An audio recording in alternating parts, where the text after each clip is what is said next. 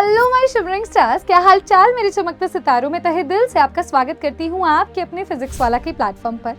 आज मैं आपका स्वागत करती हूँ आपकी वन शॉट सीरीज में, जहां हम करने जा रहे हैं आपका chapter number 3 of class 11th, classification of elements and periodicity in properties, या फिर मैं बोलूँ पीरियोडिक प्रॉपर्टीज। तो मेरे प्यारे चमकते सितारों, इनऑर्गेनिक केमिस्ट्री का तो ये पहला चैप्टर है, भले ही क्लास 11 का ये थर्ड चैप्टर हो। इनऑर्गेनिक केमिस्ट्री का ये एक बेसिक बिल्डिंग ब्लॉक की तरह काम करेगा जब आप उसको समझने पर आएंगे। यहाँ पर आप ये समझेंगे भी एलिमेंट्स को कैसे प्लेस किया गया पीरियोडिक टेबल के अंदर, क्या क्या क्लासिफिकेशंस हुई थी, किस तरीके से आप एक एलिमेंट का पीरियड, ब्लॉक, ग्रुप ये सब निकाल सकते हो, और साथ ही साथ उनकी प्रॉपर्टीज भी डिटरमाइन कर सकते हो। अगर कोई एक एलिमेंट अनडिस्कवर्ड है तो उसकी प्रॉपर्टीज भी बताई जा सकती है पीरियोडिक टेबल की हेल्प से। बिल्कुल सही सुना, वही टेबल जो आपके घर में पेस्ट किया हुआ है आपने। वो कैसे बना उसको हम डिटेल में आज की इस क्लास में पढ़ेंगे। अब आज की ये क्लास जो होने वाली है बहुत ही अच्छे तरीके से डिजाइन की गई है ताकि आप क्विक रिवीजन भी कर सकें और पेपर के अंदर फटाफट से रिवाइज करके सारे सवाल बहुत आसानी से लगा सकें।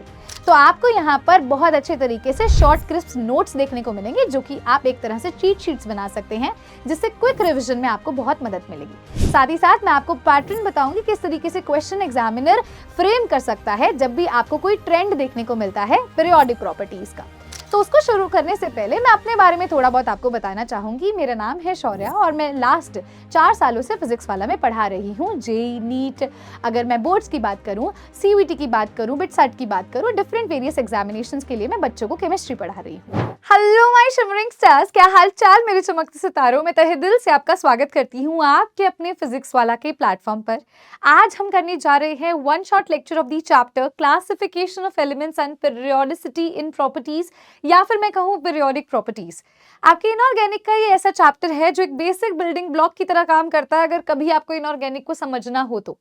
यहाँ पर हम ये समझते हैं भी एलिमेंट्स किस तरीके से क्लासिफाइड है एक पीरियोडिक टेबल के अंदर, एलिमेंट कौन से ब्लॉक को बिलोंग करता है, क्या इलेक्ट्रॉनिक कॉन्फ़िगरेशन है, कैसी प्रॉपर्टी एग्जिबिट करता है। तो ये ढेर सारे सवालों को आज हम क्लास में केटर करेंगे। चलिए शुरू करते हैं हमारे इस वन शॉट लेक्चर को, जहां पर हम क्वेश्चंस भी करेंगे, जहां पर हम थ्योरी को भी समझेंगे। तो स्टार्ट करते हैं हमारी आज की इस क्लास को। सबसे पहली बात तो मेरे चमकते सितारों, जैसे कि आप सभी बच्चे जानते हैं, this is a one shot lecture. यहाँ पर आप क्विक रिकैप कर सकते हैं, आप एक तरह से शॉर्ट नोट्स बना सकते हैं। So for that I would request you, आप एक चीज का प्लीज ध्यान रखें, आप जो भी चीजें लिखें नोटबुक के अंदर, जहां पर मैं आपको मेंशन कर रही हूँ एनसीईआरटी हाईलाइट, तो वहां लिख लीजिए एनसीईआरटी। कहीं मैं मेंशन कर रही हूँ इट इज इंपॉर्टेंट, तो वहां लिख लीजिए, ताकि जब पेपर आएगा ना तो आपके लिए क्विक रिकैप की तरह ये सेशन काम करेगा। क्या क्या टॉपिक्स होने वाले हैं आज की इस पर्टिकुलर क्लास में। तो सबसे पहला टॉपिक जो हम कवर करेंगे, again this is based upon the NCERT का फ्लो। तो पहला टॉपिक जो हम करेंगे वो होगा why do we need to classify elements, हमें एलिमेंट्स को क्यों क्लासिफाई करने की जरूरत है। सेकंड टॉपिक जो हम क्लास में पढ़ेंगे that is going to be genesis of periodic classification, कहां से क्लासिफिकेशन की शुरुआत हुई और किस तरीके से हमें एक पीरियोडिक टेबल फाइनली देखने को मिला, है ना।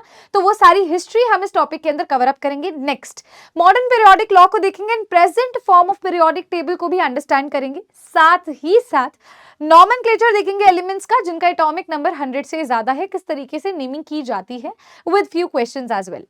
आगे बढ़ते हैं। अब इसके बाद मैं आपको पढ़ाऊंगी इलेक्ट्रॉनिक कॉन्फ़िगरेशंस, किस तरीके से एलिमेंट्स की लिखते हैं, किस तरीके से हम उसको अंडरस्टैंड करते हैं, ब्लॉक्स में हमने उनको कैसे क्लासिफाई किया, ठीक है, पीरियड क्या होता है, ग्रुप क्या होता है, सारी चीजें हम अंडरस्टैंड करेंगे। कोई भी एक पर्टिकुलर एलिमेंट है, क्वेश्चन पेपर में उसका एटॉमिक नंबर आपको दे दिया जाएगा और पूछा जाएगा कौन से पीरियड को, कौन से ब्लॉक को, कौन से ग्रुप को ये बिलोंग करता है। तो कुछ ऐसे सवाल भी आपको देखने को मिलेंगे जो हम आज यहाँ केटर करेंगे, ठीक है। साथ ही साथ periodic trends in properties of elements एक ऐसा सेगमेंट है जो मैं कहूंगी मोस्ट इंपॉर्टेंट सेगमेंट होगा, क्योंकि पीरियोडिक प्रॉपर्टीज जो है, मतलब कि आपने एलिमेंट के बारे में जान लिया, समझ लिया, कहाँ लाई करता है, सब देख लिया, किस तरीके की प्रॉपर्टीज दिखाता है वो हम पढ़ेंगे। तो वो मोस्ट इंपॉर्टेंट सेगमेंट है जहां पे एटॉमिक रेडियाई के बारे में पढ़ोगे, इलेक्ट्रोनेगेटिविटी के बारे में पढ़ोगे, आयोनाइजेशन एनर्जी के बारे में पढ़ोगे एंड सो ऑन। तो एक एक करके सारी चीजों को हम स्टार्ट करते हैं। सबसे पहले ये जानते हैं हमारे सबसे पहले सेगमेंट में भी क्यों जरूरत पड़ी, भी हमें क्लासिफिकेशन क्यों करनी पड़ रही है। अब देखिए, अगर मैं आपको बोलूं पहले के समय पे धीरे धीरे जब डिस्कवरी होती जा रही थी तो ये देखने को मिला भी नंबर ऑफ एलिमेंट्स इंक्रीज हो रहे थे। पहले थोड़े एलिमेंट मिले, फिर और मिले, फिर और मिले, फिर और मिले। तो क्या इतने सारे एलिमेंट्स को पढ़ना आसान है? बिल्कुल भी नहीं। ऑब्वियसली हर एलिमेंट की डिफरेंट प्रॉपर्टी होगी, डिफरेंट नेचर होगा, different physical and chemical properties हो सकती हैं, तो उनको स्टडी करना बहुत ही टफ हो रहा था, बहुत ही डिफिकल्ट हो रहा था। तो इस वजह से ऐसा सोचा गया भी इनको एक तरीके से ऑर्गेनाइज कर दिया जाए तो शायद कहानी आसान हो सकती है। अगर मैं आप सभी को बोलूं आप एक स्कूल में हैं और अगर स्कूल में हम सभी बच्चों को प्लेग्राउंड में एक साथ, ठीक है, बोल देते हैं भी आप यहाँ असेंबल हो जाएं, ठीक है, तो क्या होगा? क्या आप क्लास वाइज उनको सेपरेट कर पाओगे? अगर आपको उनकी क्लासेस ही नहीं पता, क्लास 1 के बच्चे कौन से, 2 के कौन से, 3 के कौन से, 4 के कौन से, नहीं कर पाओगे। आप ये नहीं समझ पाओगे भी हाँ आज इन लोगों का पेपर है, आज इन लोगों का पेपर नहीं है। उनके लिए आपको इंस्ट्रक्शंस देनी पड़ेंगी, क्लास 1 के बच्चे सारे यहाँ आ जाए, क्लास 2 के बच्चे सारे यहाँ आ जाए, क्लास 3 के बच्चे सभी यहाँ आ जाए। तो इस तरीके से आप उनको ऑर्गेनाइज करेंगे इन दी सेम फॉर्मेट। जब हमारे पास बहुत सारे एलिमेंट्स हैं, उनकी ढेर सारी प्रॉपर्टीज भी हैं, तो हमें उन्हें ऑर्गेनाइज करना होगा इस तरीके से भी जिनकी कुछ सिमिलर प्रॉपर्टीज है यार उनको ना एक तरफ कर देते हैं, जिनकी कुछ डिफरेंट प्रॉपर्टीज है उनको सेपरेट कर देते हैं ताकि उन्हें पढ़ना आसान हो जाए। तो वो जो ऑर्गेनाइज करके एक टेबल फॉर्म, एक टैबुलर फॉर्म में हम उसे पढ़ेंगे, उसे हम बोलते हैं पीरियोडिक टेबल। ठीक है, तो यहीं से शुरुआत हुई भी हमें जरूरत क्यों पड़ी, क्योंकि ढेर सारे एलिमेंट्स को पढ़ना टफ था, डिफिकल्ट था। इसी के साथ हम ये कह सकते हैं भी आप देख सकते हैं धीरे धीरे एलिमेंट्स का नंबर बढ़ता चला गया, जिसकी वजह से हम ये कह सकते हैं हर एलिमेंट को सेपरेटली पढ़ना जो है वो बहुत ही ज्यादा डिफिकल्ट हो गया। तो क्लासिफिकेशन क्यों की गई? क्लासिफिकेशन क्यों की गई, एक टेबल क्यों बनाया गया? जस्ट इस वजह से ताकि हम ऑर्गेनाइज कर सके सिस्टमैटिकली, उनकी सिमिलैरिटीज, डिफरेंसेस को पढ़ सके अच्छे तरीके से बिना किसी कंफ्यूजन के, है ना। साथ ही साथ हम उनकी प्रॉपर्टीज को भी प्रिडिक्ट कर सके जो एलिमेंट्स डिस्कवर नहीं हुए हैं। देखिए जैसे कि आप समझ पा रहे हैं, यहाँ देख पा रहे हैं, धीरे धीरे एलिमेंट्स की डिस्कवरी हुई, सो ऑब्वियसली कुछ अनडिस्कवर्ड एलिमेंट्स हैं। अब वो अनडिस्कवर्ड एलिमेंट्स की प्रॉपर्टीज हम प्रिडिक्ट भी कर सकते हैं इफ यू नो भी वो कौन से ग्रुप में लाई करता है, कौन से पीरियड में लाई करता है। तो वो प्रिडिक्शन का काम भी किया जा सकता है अगर एक सही तरीके से टेबल बनाया जाए, एक सही तरीके से उसे ऑर्गेनाइज किया जाए। अब बात करते हैं हमारे सेकंड सेगमेंट की, जिसका नाम है जेनेसिस, यानी कि यहाँ पर हम ये देखने वाले हैं पीरियोडिक क्लासिफिकेशन जब की गई थी, या मैं कहूँ एक पीरियोडिक टेबल की एस्टैब्लिशमेंट की गई थी, तो क्या पहली दफा में वो बन गया था? बिल्कुल भी नहीं। सबसे पहले लेविशॉयर की क्लासिफिकेशन हमने देखी। एज पर लेविशॉयर एलिमेंट्स को इन्होंने क्लासिफाई किया दो कैटेगरीज में, एक थे मेटल्स, दूसरे थे नॉन मेटल्स। मेटल्स वो होंगे जो इलेक्ट्रॉन डोनर की तरह काम करेंगे, एक तरह से मैं कह सकती हूँ भी जो Na है, Na पॉजिटिव में कन्वर्ट हो रहा है एक इलेक्ट्रॉन को डोनेट करते हुए। In the same form non metals वो होंगे जो इलेक्ट्रॉन एक्सेप्टर की तरह काम करेंगे। तो यहाँ पर इन्होंने मेटलॉइड्स के बारे में कोई जिक्र नहीं किया था, तो ये फेल भी हो गई थी। एंड मोर ओवर ये बहुत ही कम एलिमेंट्स के लिए क्लासिफाई की गई थी। As you very well know, धीरे धीरे और भी एलिमेंट्स की डिस्कवरी हुई, तो सबके लिए एप्लीकेबल नहीं हो पाया क्योंकि मेटलॉइड्स भी एग्जिस्ट करते हैं, राइट। तो ये थ्योरी फेल हो जाती है। आगे बढ़ते हैं। तो नेक्स्ट जो लॉ आता है जिसको हम बोलते हैं डॉबर्नियर्स ट्रेड, यहां पर अब क्लासिफिकेशन की गई थी, जहां पर हम ट्रेड शब्द का इस्तेमाल तब करते हैं जब हम बोलते हैं 3 का पेयर होना या सेट ऑफ 3 को ट्रेड बोला जाता है। आप यहां लिखना चाहते हैं तो अ सेट ऑफ 3 हम इसे ट्रेड बोलते हैं। और ये देखा गया भी जो 3 का पेयर है उनको इस तरीके से अरेंज किया गया, उनके कुछ सिमिलर केमिकल प्रॉपर्टीज हैं, ठीक है। अब वो 3 एलिमेंट्स की अगर सिमिलर केमिकल प्रॉपर्टीज थी तो ये जाना गया भी अगर आपको किन्हीं, अगर मैं बोलती हूँ जो सेंटर मोस्ट एलिमेंट है उसका अगर आपको एटॉमिक वेट निकालना है तो you can do if you know the atomic weight of the other 2 elements. तो आप उस मिडिल एलिमेंट का एटॉमिक वेट निकाल सकते हैं। कैसे? अगर आप जो बाकी के 2 एलिमेंट्स हैं उनके एटॉमिक वेट का सम करें, एवरेज निकालें, तो आप जो है मिडिल एलिमेंट का हम यहाँ पर एटॉमिक वेट बता सकते हैं, जो कि सेम हमें देखने को मिला। तो इस तरीके से डॉबर्नियर्स ट्रेड का इंट्रोडक्शन हुआ, सेट ऑफ 3 की बात की गई। तो यहाँ पर यही लिखा है एलिमेंट्स को हमने 3 के सेट में इंट्रोड्यूस किया जिनकी सिमिलर केमिकल प्रॉपर्टीज थी। एटॉमिक मास जो है मिडिल एलिमेंट का equals to the average of the other 2 elements present over there. यहाँ आप इसे एलिमेंट्स भी कर लीजिएगा। आइए अब एनसीईआरटी का वो टेबल देखते हैं जहां पर डॉबर्नियर्स ट्रेड के बारे में आपने जाना। जैसे कि अगर आप यहाँ देख सकते हैं लिथियम, सोडियम एंड पोटेशियम, तो लिथियम, सोडियम एंड पोटेशियम जो है इनकी सिमिलर प्रॉपर्टीज की वजह से इनको एक ग्रुप के अंदर अरेंज किया गया, अगेन अ सेट ऑफ 3 के अंदर अरेंज किया गया। ये देखा गया भी अगर मैं यहाँ पर सोडियम का एटॉमिक वेट प्रिडिक्ट करना चाहती हूँ, बताना चाहती हूँ, तो वो होगा average some of lithium and potassium के एटॉमिक वेट के। That means 7 + 39 divided by 2 approximately ultimately 23 मुझे देखने को मिल रहा है। सो यहाँ डॉर्बनियर ट्रेड वैलिड है।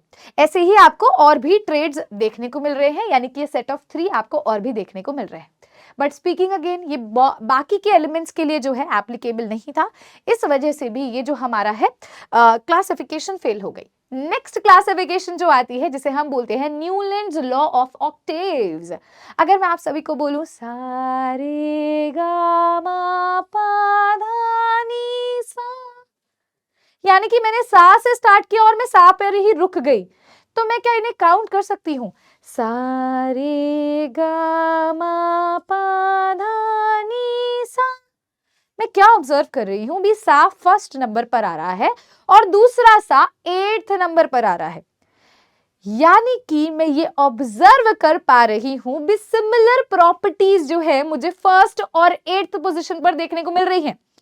तो this is law of octaves जो म्यूजिकल रिदम सा रे गा मा पा पर बेस्ड है, यानी कि हम यहाँ ये कह सकते हैं भी सबसे पहली बात तो एलिमेंट्स को यहाँ पर हमने एटॉमिक मास के ऑर्डर में प्लेस किया और ये ऑब्जर्व किया हर एक फर्स्ट एलिमेंट की प्रॉपर्टी 8th एलिमेंट से रिजेंबल करती है, जो कि आप यहाँ पर देख भी सकते हैं।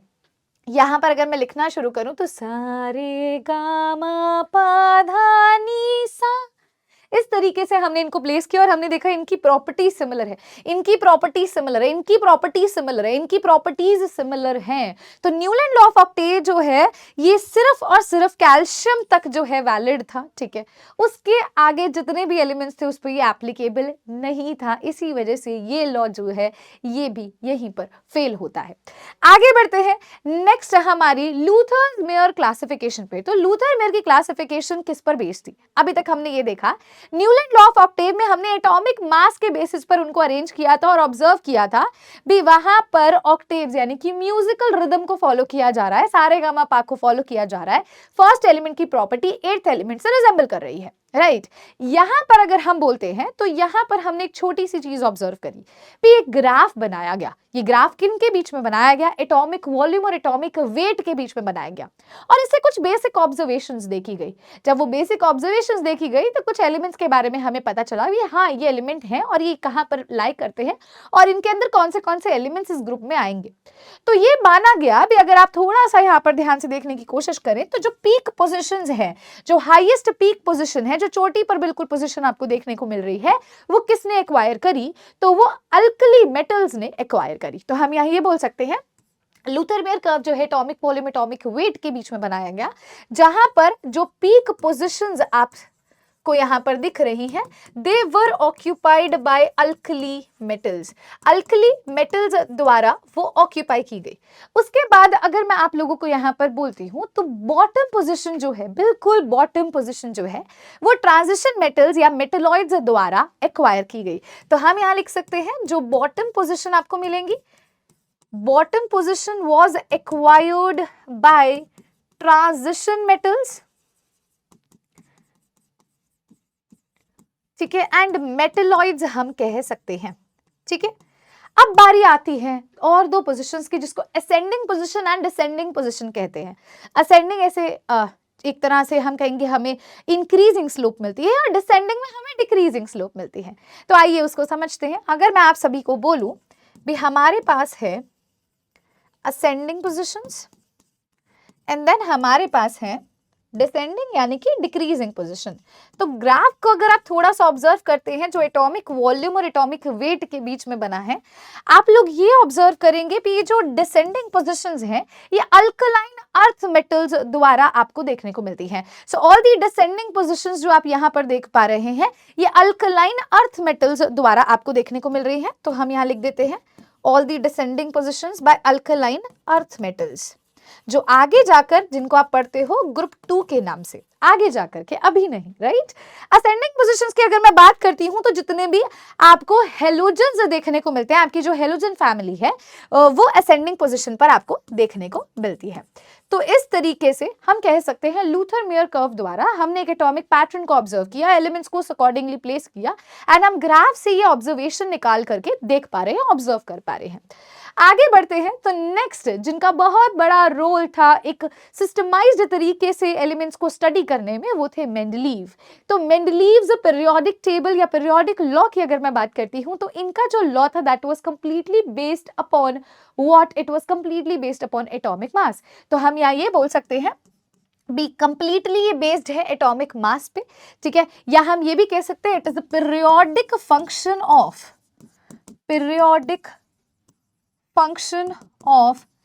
Atomic mass. इसका कहने का क्या मतलब है, ये पीरियोडिक फंक्शन का मतलब क्या होता है? Periodic function in other terms में यहाँ शब्द यूज करने जा रही हूँ पीरियोडिसिटी, यानी कि रिपीटेशन होना कुछ प्रॉपर्टीज का आफ्टर सम सर्टेन इंटरवल, तो उसे पीरियोडिसिटी कहते हैं। जो कि किस पर बेस्ड है, वो प्रॉपर्टीज क्यों रिपीट हो रही है, कब, कैसे अरेंज किया तुमने जो तुम्हें रिपीटेशन देखने को मिली। तो तुमने अगर एटॉमिक वेट के बेसिस पे अरेंज किया तो तुम्हें एक पीरियोडिसिटी का पैटर्न यानी कि repetition of properties after some certain interval देखने को मिला। मेंडलीव पीरियोडिक टेबल के द्वारा ही हमें पता चला दो शब्दों के बारे में जिनका हम आज की मैं कहूंगी टाइम पर बहुत इस्तेमाल करते हैं, जिसे कहते हैं ग्रुप्स और जिसे कहते हैं पीरियड। तो ग्रुप्स एंड पीरियड्स के बारे में हमें किसने बताया? मेंडलीव पीरियोडिक टेबल ने बताया। साथ ही साथ इतना ही नहीं, इन्होंने ऑर्गेनाइज करना तो शुरू किया ही एलिमेंट्स को एक टेबल फॉर्मेट में, सिस्टमाइज तरीके में। इन्होंने प्रेडिक्शन भी करी, आगे जाकर के जो एलिमेंट्स डिस्कवर होने वाले हैं उनके लिए इन्होंने स्पेस पहले से लीव कर दी भी, हाँ कल को यहां पर एक एलिमेंट डिस्कवर हो जाएगा। So he also left some gaps for the undiscovered elements. बिल्कुल सही सुना। तो मेंडलीव पीरियोडिक टेबल में ग्रुप्स एंड पीरियड्स के बारे में पता चला है, इन्होंने गैप्स लीव किए थे फॉर दी फ्यूचर सेक। आगे बढ़ते हुए मेंडलीव पीरियोडिक टेबल के लिए देखिए, पेपर के अंदर जब आपको एक क्वेश्चन देखने को मिलता है भी, क्या ऑब्जर्वेशन आपको मिली या हमने इन एक्चुअल कहां से पीरियोडिक टेबल पर डिटेल में पढ़ना शुरू किया, ऑर्गेनाइज तरीके से, सिस्टमाइज तरीके से पढ़ना शुरू किया, तो आपको यहाँ पे मेंडलीव से स्टार्ट करेंगे। तो आप ये बकायदा लिख करके आएंगे, according to in physical and chemical properties elements की एक पीरियोडिक फंक्शन है एटॉमिक मास की। उनका जो एटॉमिक मास है, ठीक है, उसके बेसिस पे जब हमने उन्हें अरेंज किया तो हम एक रिपीटेशन ऑब्जर्व कर रहे थे फिजिकल एंड केमिकल प्रॉपर्टीज में। Also he left empty space for the undiscovered elements. साथ ही साथ इन्होंने हमें पीरियड्स के बारे में बताया, ग्रुप्स के बारे में बताया। इन्होंने ये हमें बताया भी 7 हॉरिजॉन्टल रोज है और 8 वर्टिकल कॉलम है। तो जो 7 हॉरिजॉन्टल रोज है इन्हें इन्होंने बोला पीरियड्स, और साथ ही साथ 8 वर्टिकल कॉलम को इन्होंने बोला ग्रुप। अब देखते हैं हम किस तरीके से मेंडलीव की पीरियोडिक टेबल दिखते थे। अब नाउ दिस टेबल जो अभी आप देख पा रहे हैं ये एक मॉडिफाइड पीरियोडिक टेबल है। मॉडिफाइड पीरियोडिक टेबल के अंदर आपको यहाँ पर ग्रुप 0 भी देखने को मिल रहा है। सो this is a modified one, ये मॉडिफाइड है, जबकि इन्होंने सिर्फ इतना बोला था 8 ही ग्रुप है, ठीक है। तो ये मॉडिफाइड है, एनसीईआरटी में कंफ्यूज नहीं होना भी, ये 0 कहां से आ गया। फाइन, तो आप यहाँ देख सकते हैं first group, second group, third group, fourth, fifth, 6, 7 and 8। साथ ही साथ 7 हॉरिजॉन्टल आपके पास क्या आ जाती हैं, रोज आ जाती हैं, जिसे आप पीरियड्स कहते हो। आप अगर एक चीज कॉमन यहाँ पर ऑब्जर्व करते हैं तो हर ग्रुप जो है वो सब ग्रुप में डिवाइडेड है, 2 सब ग्रुप में डिवाइडेड होता है, ए एंड बी रिस्पेक्टिवली। लेकिन 8th ग्रुप जो है वो डिवाइडेड नहीं है सब ग्रुप के अंदर। आइए इस चीज को भी समझते हैं। 7 हॉरिजॉन्टल रोज है, 8 वर्टिकल कॉलम्स है। रोज को पीरियड्स बोला है, कॉलम को यहाँ पर ग्रुप के नाम से इंडिकेट किया गया है। हर ग्रुप को डिवाइड किया गया है 2 सब ग्रुप के अंदर, सब ग्रुप ए और सब ग्रुप बी होगा। सब ग्रुप ए जो है आपको देखने को मिलेगा ये नॉर्मल एलिमेंट्स के लिए है और बी जो है वो ट्रांजिशन एलिमेंट्स के लिए है। 8th ग्रुप को डिवाइड नहीं किया गया है। एंड जो टेबल अभी मैंने आपको दिखाया that is modified form of the periodic table जो आपको देखने को मिल रहा है एनसीईआरटी में। अब बात करते हैं, जैसे कि मैंने आपको बोला इन्होंने कुछ स्पेस लीव कर दी थी उन एलिमेंट्स के लिए जो आगे जाकर के डिस्कवर होने वाले हैं, और इन्होंने उनकी प्रॉपर्टीज भी प्रिडिक्ट कर दी थी। यानी कि अगर मान लीजिए कोई एक एलिमेंट यहाँ है तो उसके नीचे कौन सा एलिमेंट होने वाला है मैं पहले ही प्रिडिक्ट कर दूं और मैं बता दूं हाँ इसकी प्रॉपर्टी इससे सिमिलर होगी क्योंकि ये एक सेम ग्रुप के अंदर रखे जा रहे हैं। तो इस तरीके से इन्होंने जिनके लिए गैप लीव किया था इन्होंने अपने टाइम पर उसे बोला था ईका एल्यूमिनियम, जिसको फर्दर नाम दिया गया था गैलियम, ईका सिलिकॉन जिसको फर्दर नाम दिया गया था जर्मेनियम, ईका बोरॉन, राइट। तो इस तरीके से इन्होंने ईका शब्द का इस्तेमाल किया था जो कि फर्दर बाद में जाकर के आपको ये एलिमेंट्स भी देखने को मिले। और अगर आप देखेंगे इन्होंने ये प्रिडिक्ट किया था और ये प्रॉपर्टीज जो आप देखोगे बिल्कुल अप्रॉक्सीमेटली सेम आई हैं। तो यहां से भी एक सवाल आने की बिल्कुल संभावना है। आगे बढ़ते हैं, आगे समझते हैं मैरिट्स एंड डीमेरिट्स क्या है। मैरिट्स की अगर मैं बात करती हूं तो एलिमेंट्स विद सेम प्रॉपर्टीज को इन्होंने प्लेस किया था सेम ग्रुप से। तो इससे क्या होता है, जैसे मान लीजिए अगर आपने बहुत सारे बच्चों को एक प्लेग्राउंड में छोड़ दिया और मैं बोलती हूँ मुझे क्लास 9 के बच्चों से बात करनी है, तो अगर सभी क्लास 9 के बच्चे एक सीरीज में यहाँ पे स्टैब्लिश हो जाएंगे, खड़े हो जाएंगे और बाकी क्लासेस भी सेपरेटली अपनी क्लास वाइज असेंबल हो जाएंगी, तो शायद मेरा जो काम है और भी ज्यादा आसान हो जाएगा। तो अगर सेम ग्रुप में एलिमेंट्स है उनकी प्रॉपर्टीज भी सेम होती है, जिससे अगर एक की प्रॉपर्टी हमें याद है तो बाकियों की प्रॉपर्टी हम खुद ब खुद बता सकते हैं। It is easy to predict the properties of unknown elements, जहां पर गैप्स छोड़े गए थे, लीव किए गए थे। He made collective study of the elements possible, इतने सारे एलिमेंट्स को पढ़ना बहुत ही ज्यादा आसान हो गया था, इन्होंने गैप्स लीव किए थे अनडिस्कवर्ड एलिमेंट्स के लिए। बात करते हैं डीमेरिट्स की, तो इन्होंने डिसिमिलर एलिमेंट्स को एक साथ डाल दिया था। ठीक है, तो कई कई जगह पे आपको डिसिमिलैरिटी देखने को मिलेगी और कुछ सिमिलर एलिमेंट्स को भी सेपरेट कर दिया था जिनकी कुछ सिमिलर प्रॉपर्टीज थी।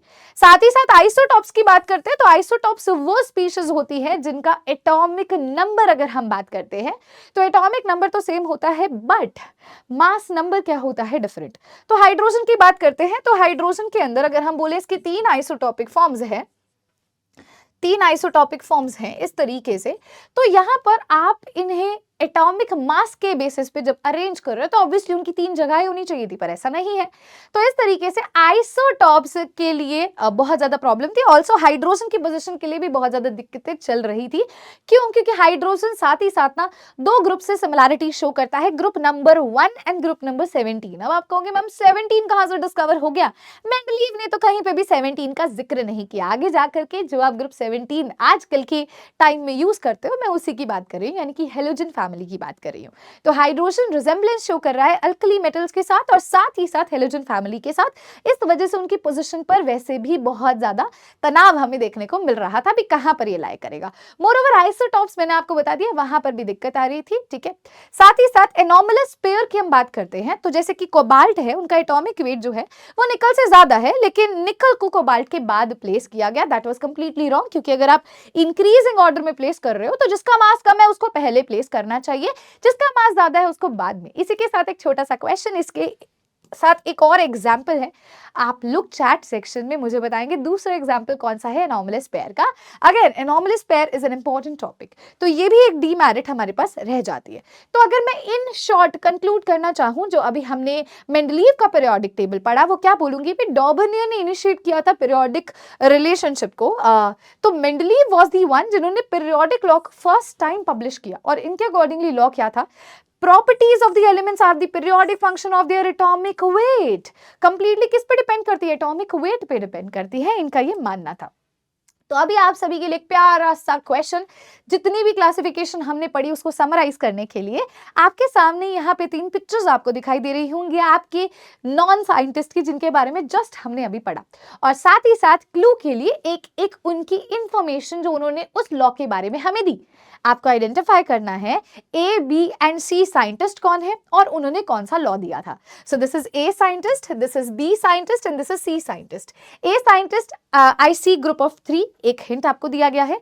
बी साइंटिस्ट बोल रहे हैं music of 8 and C scientist बोल रहे हैं I leave gaps for the future. So identify अपने नेम के साथ, सिटी नेम के साथ।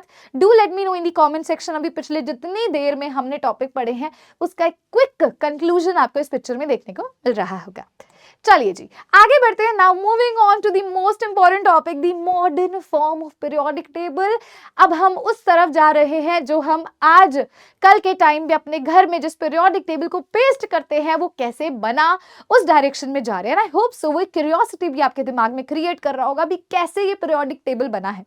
तो सबसे पहले बात करते हैं, जब हम modern form of periodic table का श्रेय देना चाहें तो मोजले का बहुत इंपॉर्टेंट इसमें रोल रहा है। मोजले वर्क के अकॉर्डिंगली इन्होंने एक्सरे स्पेक्ट्रा पढ़ा था एलिमेंट्स का। इन्होंने क्या देखा, एक मेटल के ऊपर हाई स्पीड इलेक्ट्रॉन को बम्बार्ड करवाया तो वहां से एक्सरेज प्रोड्यूस हुई और इन्हीं एक्सरेज की कुछ सर्टेन फ्रीक्वेंसी थी, इन्हीं एक्सरेज की कुछ सर्टेन फ्रीक्वेंसी थी और ये देखा गया भी ये जो एक्सरेज है इनकी अगर हम फ्रीक्वेंसी के बारे में स्टडी करते हैं तो वहां से हम ये ऑब्जर्व करेंगे भी अगर आप फ्रीक्वेंसी और एटॉमिक नंबर का ग्राफ प्लॉट करते हो, अगर रूट ऑफ फ्रीक्वेंसी यानी एटॉमिक नंबर का ग्राफ प्लॉट करते हो तो डायरेक्टली प्रोपोर्शनल आता है, जबकि अगर आप एटॉमिक मास के साथ करते हो तो एक स्ट्रेट लाइन नहीं आती। यानी कि यहाँ पर इनकी धारणा बिल्कुल बदल गई। भी पीरियोडिक फंक्शन आपने बोला था एटॉमिक वेट का, जबकि ऐसा नहीं है।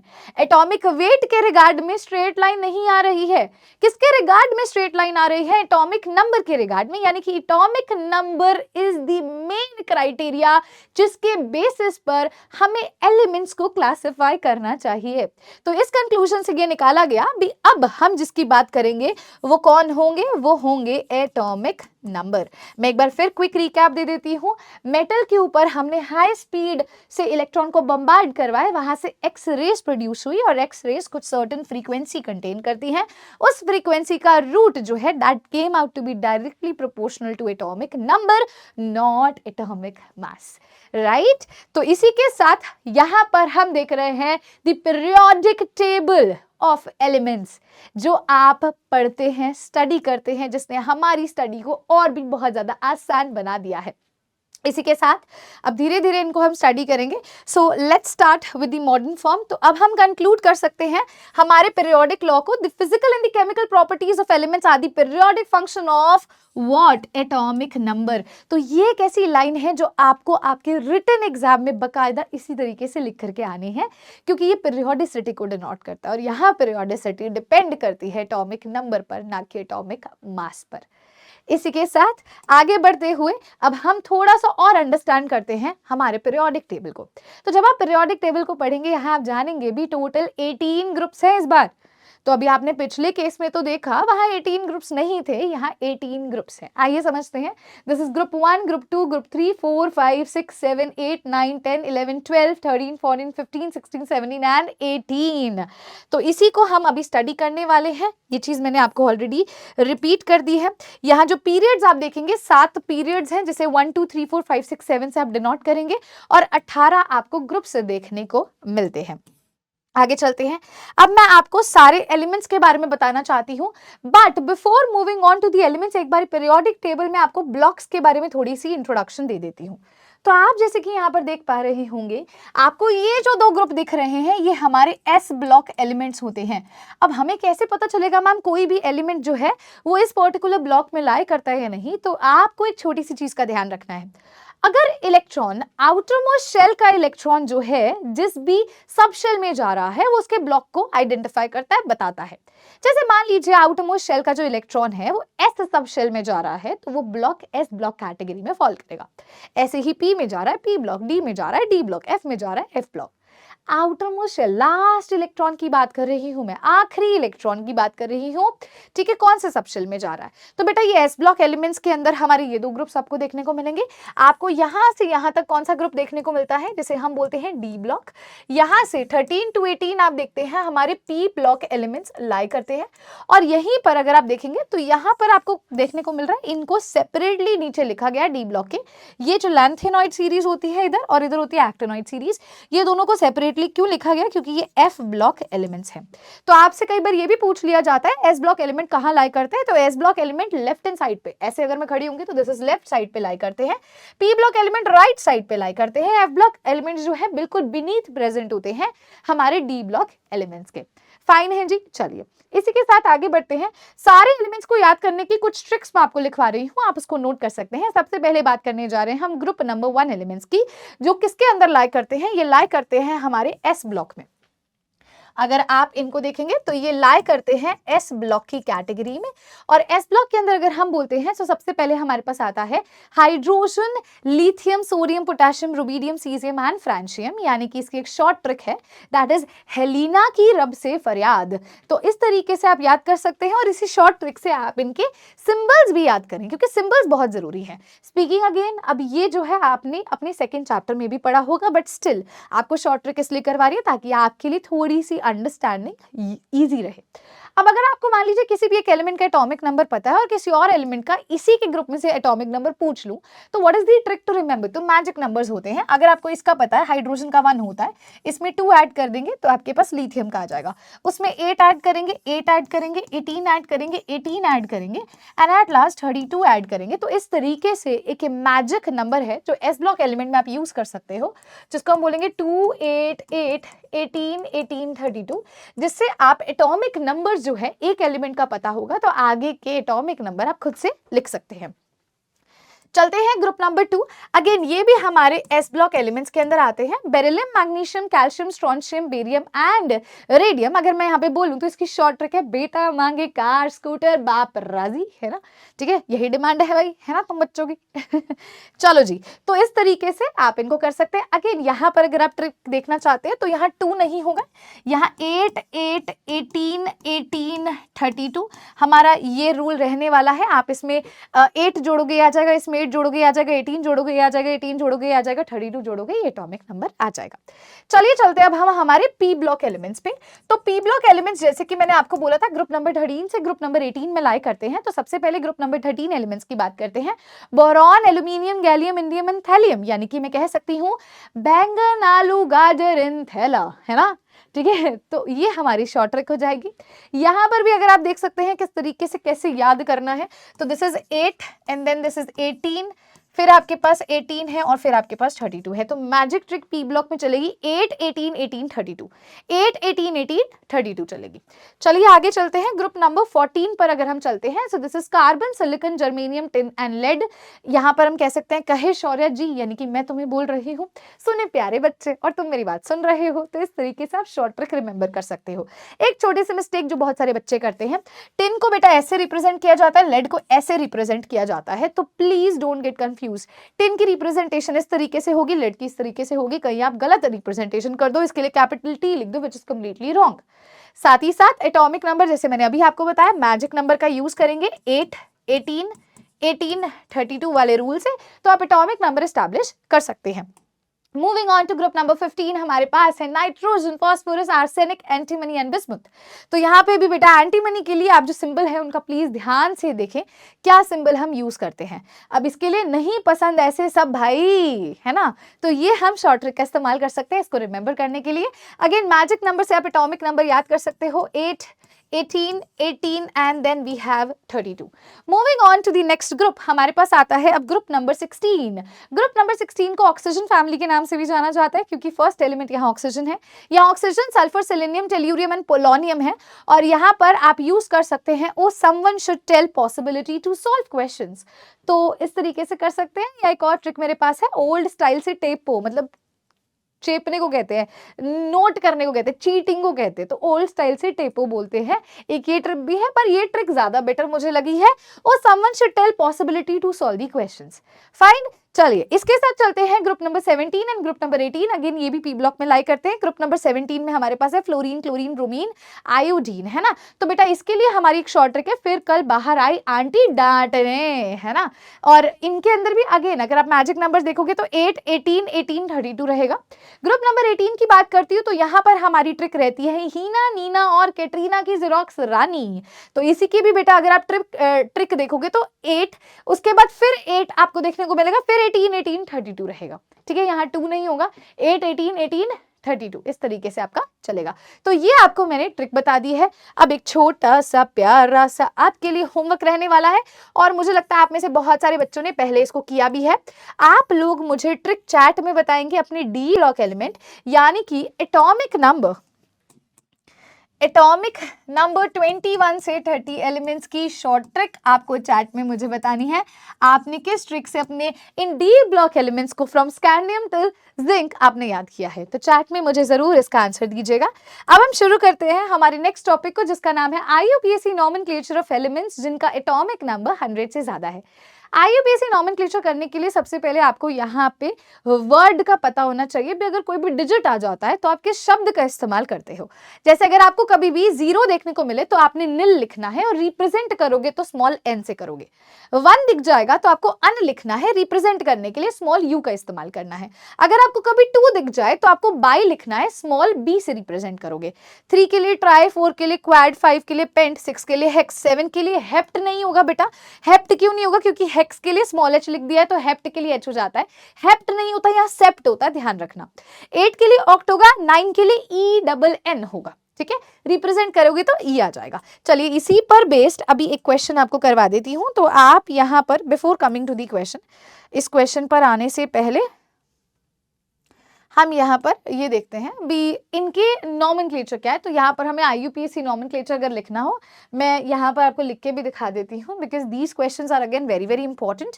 अगर हम शुरू करते हैं 101 से, तो 1 के लिए हमने बोला था अन लिखते हैं, 0 के लिए निल होता है, 1 के लिए अगेन अन होता है। जब भी आप ये लिख लो उसके साथ आपको EM ऐड करना होगा। क्या ऐड करना होगा? EM। तो अन निल अन EM हो जाएगा। रिप्रेजेंट करने के लिए पहले पहले अक्षर का इस्तेमाल करेंगे, U फिर N फिर U। देख लीजिए इस तरीके से होगा। ऐसे हम एक और एग्जाम्पल ले लेते हैं, 108 का यहाँ ले लेते हैं। तो हमारे पास यहाँ अन है, फिर 0 के लिए निल है, फिर बेटा 8 के लिए ऑक्ट होता है और फिर हमारे पास EM आ जाएगा। इस तरीके से होगा तो UNO हम यहाँ पर बोलेंगे, इसका सिंबल हो जाएगा। और आप इनका इन एक्चुअल जो IUPAC ऑफिशियल नेम है आप उसको भी नोट कर सकते हैं अगर आप लिखना चाहते हैं तो। यहाँ से मोस्ट इंपॉर्टेंट जो पूछा गया है वो मैं सर्कल लगा देती हूँ, बिकॉज ये क्वेश्चन जो है जनरली नेम आपको देखने को मिलते हैं। ठीक है, तो ये कुछ ऐसे नेम्स हैं जो आपको बहुत दफा पेपर में देखने को मिलता है, तो आपको पता होना चाहिए। चलिए इसी के साथ आगे बढ़ते हैं, इसी के साथ आगे प्रोसीड करते हैं। So now going to start with metals, non metals and metalloids.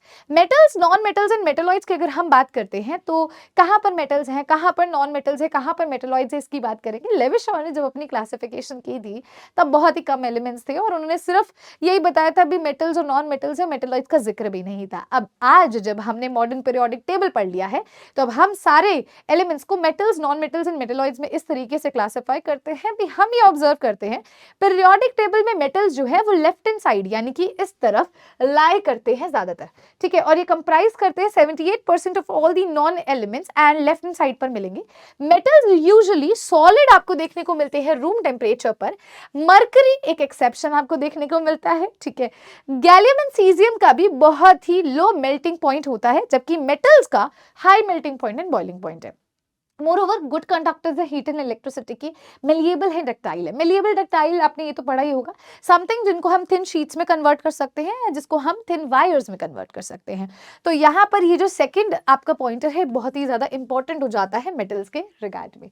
इसी के साथ अब हम समझते हैं हमारे नॉन मेटल्स के बारे में। एक बात आपको मैं बता दूं, यहाँ पर जो आप लाइन्स देख रहे हैं कंप्लीट NCERT से लिए गए हैं, यानी कि दीज आर NCERT हाईलाइट्स। अगर मैं आप लोगों से बात करती हूँ नॉन मेटल्स की, तो नॉन मेटल्स आपको कहाँ देखने को मिलते हैं? पीरियोडिक टेबल के राइट हैंड साइड देखने को मिलते हैं, इस तरफ आपको देखने को मिलते हैं। नॉन मेटल्स जो है टॉप राइट साइड पर आपको पीरियोडिक टेबल में मिलेंगे। हॉरिजॉन्टल रो में अगर हम बात करते हैं, इफ आई एम टॉकिंग इस तरीके से, तो हम क्या देखते हैं? मेटालिक से आप नॉन मेटालिक कैरेक्टर की तरफ जा रहे हो। इधर ज्यादा मेटल्स है और इधर का क्या है? ज्यादा नॉन मेटल्स है। तो मेटालिक से नॉन मेटालिक कैरेक्टर की तरफ आप शिफ्ट करते हो जब आप लेफ्ट से राइट साइड पर आते हो। नॉन मेटल्स जो है वो यूजुअली सॉलिड और गैसेस आपको दोनों देखने को मिलते हैं रूम टेम्परेचर पर। लो मेल्टिंग बॉइलिंग पॉइंट होता है। अगेन यहाँ भी एक्सेप्शन हमारे पास बोरॉन एंड कार्बन आ जाता है। अब ये जो है पुअर कंडक्टर है हीट एंड इलेक्ट्रिसिटी के। मोस्टली जो हमारे नॉन मेटल्स जो सॉलिड्स हैं वो ब्रिटल होते हैं and they are neither malleable nor ductile, मतलब थिन शीट्स में भी कन्वर्ट कर सकते हैं और ना ही आप थिन वायर्स में कन्वर्ट कर सकते हो। The elements become more metallic as we go down the group. अगर आप डाउन द ग्रुप देखते हो तो मेटालिक कैरेक्टर इसका क्या होता है? इंक्रीज होता है। यानी कि जो हमारे ऊपर हमें एलिमेंट्स मिलते हैं वो नॉन मेटल्स होंगे, धीरे धीरे आप देखोगे तो नीचे मेटालिक कैरेक्टर बढ़ता है। यहाँ से एक इनऑर्गेनिक केमिस्ट्री में भी क्वेश्चन आपका अराइज हो सकता है, तो इसको भी प्लीज नोट करेंगे। अब हम मूव करते हैं हमारी थर्ड कैटेगरी की तरफ, जिसको हम सेमी मेटल्स या मेटलॉइड्स भी बोलते हैं। तो मेटलॉइड्स यानी कि जो दोनों की प्रॉपर्टीज एग्जिबिट कर सकते हैं, मेटल्स एंड नॉन मेटल्स जिनको हम बोल सकते हैं। और एक तरह से आपको एक जिगजैग पैटर्न देखने को मिलता है यहाँ पर। अगर मैं बोलती हूँ एलिमेंट्स जैसे कि silicon, germanium, arsenic, antimony and tellurium जो है ये बॉर्डरिंग कर रहे हैं लाइन को and running diagonally across the periodic table. ये प्रॉपर्टीज दिखाते हैं दोनों मेटल्स एंड नॉन मेटल्स की, और इसी वजह से हम इन्हें सेमी मेटल्स एंड मेटलॉइड्स कहते हैं। अब देखिए, मैंने आपको पहले ही बता दिया था भी, ये जो जितनी लाइंस मैं आपको करवा रही हूँ आपकी एनसीईआरटी से करवा रही हूँ, एनसीईआरटी के बाहर से कुछ भी नहीं, क्योंकि एनसीईआरटी ही आपको आपके पेपर को फॉलो करती है और उसी को नोट करके आना है। तो जहां पर एनसीईआरटी हाईलाइट मिलेगी, आई वुड रिक्वेस्ट यू या तो आप एनसीईआरटी में मार्क कर लीजिए और एल्स आप एनसीईआरटी में नोट कर लीजिए। अब हम बात करने जा रहे हैं periodic trends in the properties of elements. उससे पहले अगर मैं आप लोगों से पूछना चाहूँ भी, किसी भी एलिमेंट का पीरियड कैसे डिटरमाइन करेंगे, how do we determine the period of any element. कभी भी आपको पीरियड डिटरमाइन करना हो, कौन से पीरियड में वो लाई करता है, कैसे हम डिटरमाइन करते हैं, तो आपको वहां पर शेल नंबर पता होना चाहिए। आउटर मोस्ट शेल से आप ये डिटरमाइन कर सकते हैं। अगर हमें आउटर मोस्ट शेल पता होगा, आउटर मोस्ट शेल पता होगा, तो वी कैन फाइंड आउट कौन से पीरियड में वो लाई करता है। एक अच्छा होता है जनरल सा एग्जांपल हम ले लेते हैं सोडियम का। एटॉमिक नंबर 11 है, इलेक्ट्रॉनिक कॉन्फ़िगरेशन लिखेंगे 1s2 2s2 2p6 3s1। अगर आप काउंट करना चाहें तो 2 + 2 4, 4 + 6 10, 10 और 1 11 होता है। यहाँ पर आखिरी इलेक्ट्रॉन हमारा देखा जाए तो थर्ड शेल में जा रहा है, यानी कि यहाँ पे पीरियड हमारा क्या आ जाएगा, थर्ड पीरियड को ये लाई करेगा। कौन से पीरियड में लाई करेगा, थर्ड। आइए आपको एक बार क्रॉस चेक भी करवा देती हूँ आपके अपने पीरियोडिक टेबल से, ताकि आपको चीजें जो है बहुत ही अच्छे तरीके से समझ भी आ सके। तो ये रहा सोडियम और ये रहा आपके पास थर्ड पीरियड में। फाइन है जी, इस तरीके से आप आउटरमोस्ट शेल की इलेक्ट्रॉनिक कॉन्फ़िगरेशन लिखेंगे तो कहानी आसान होगी।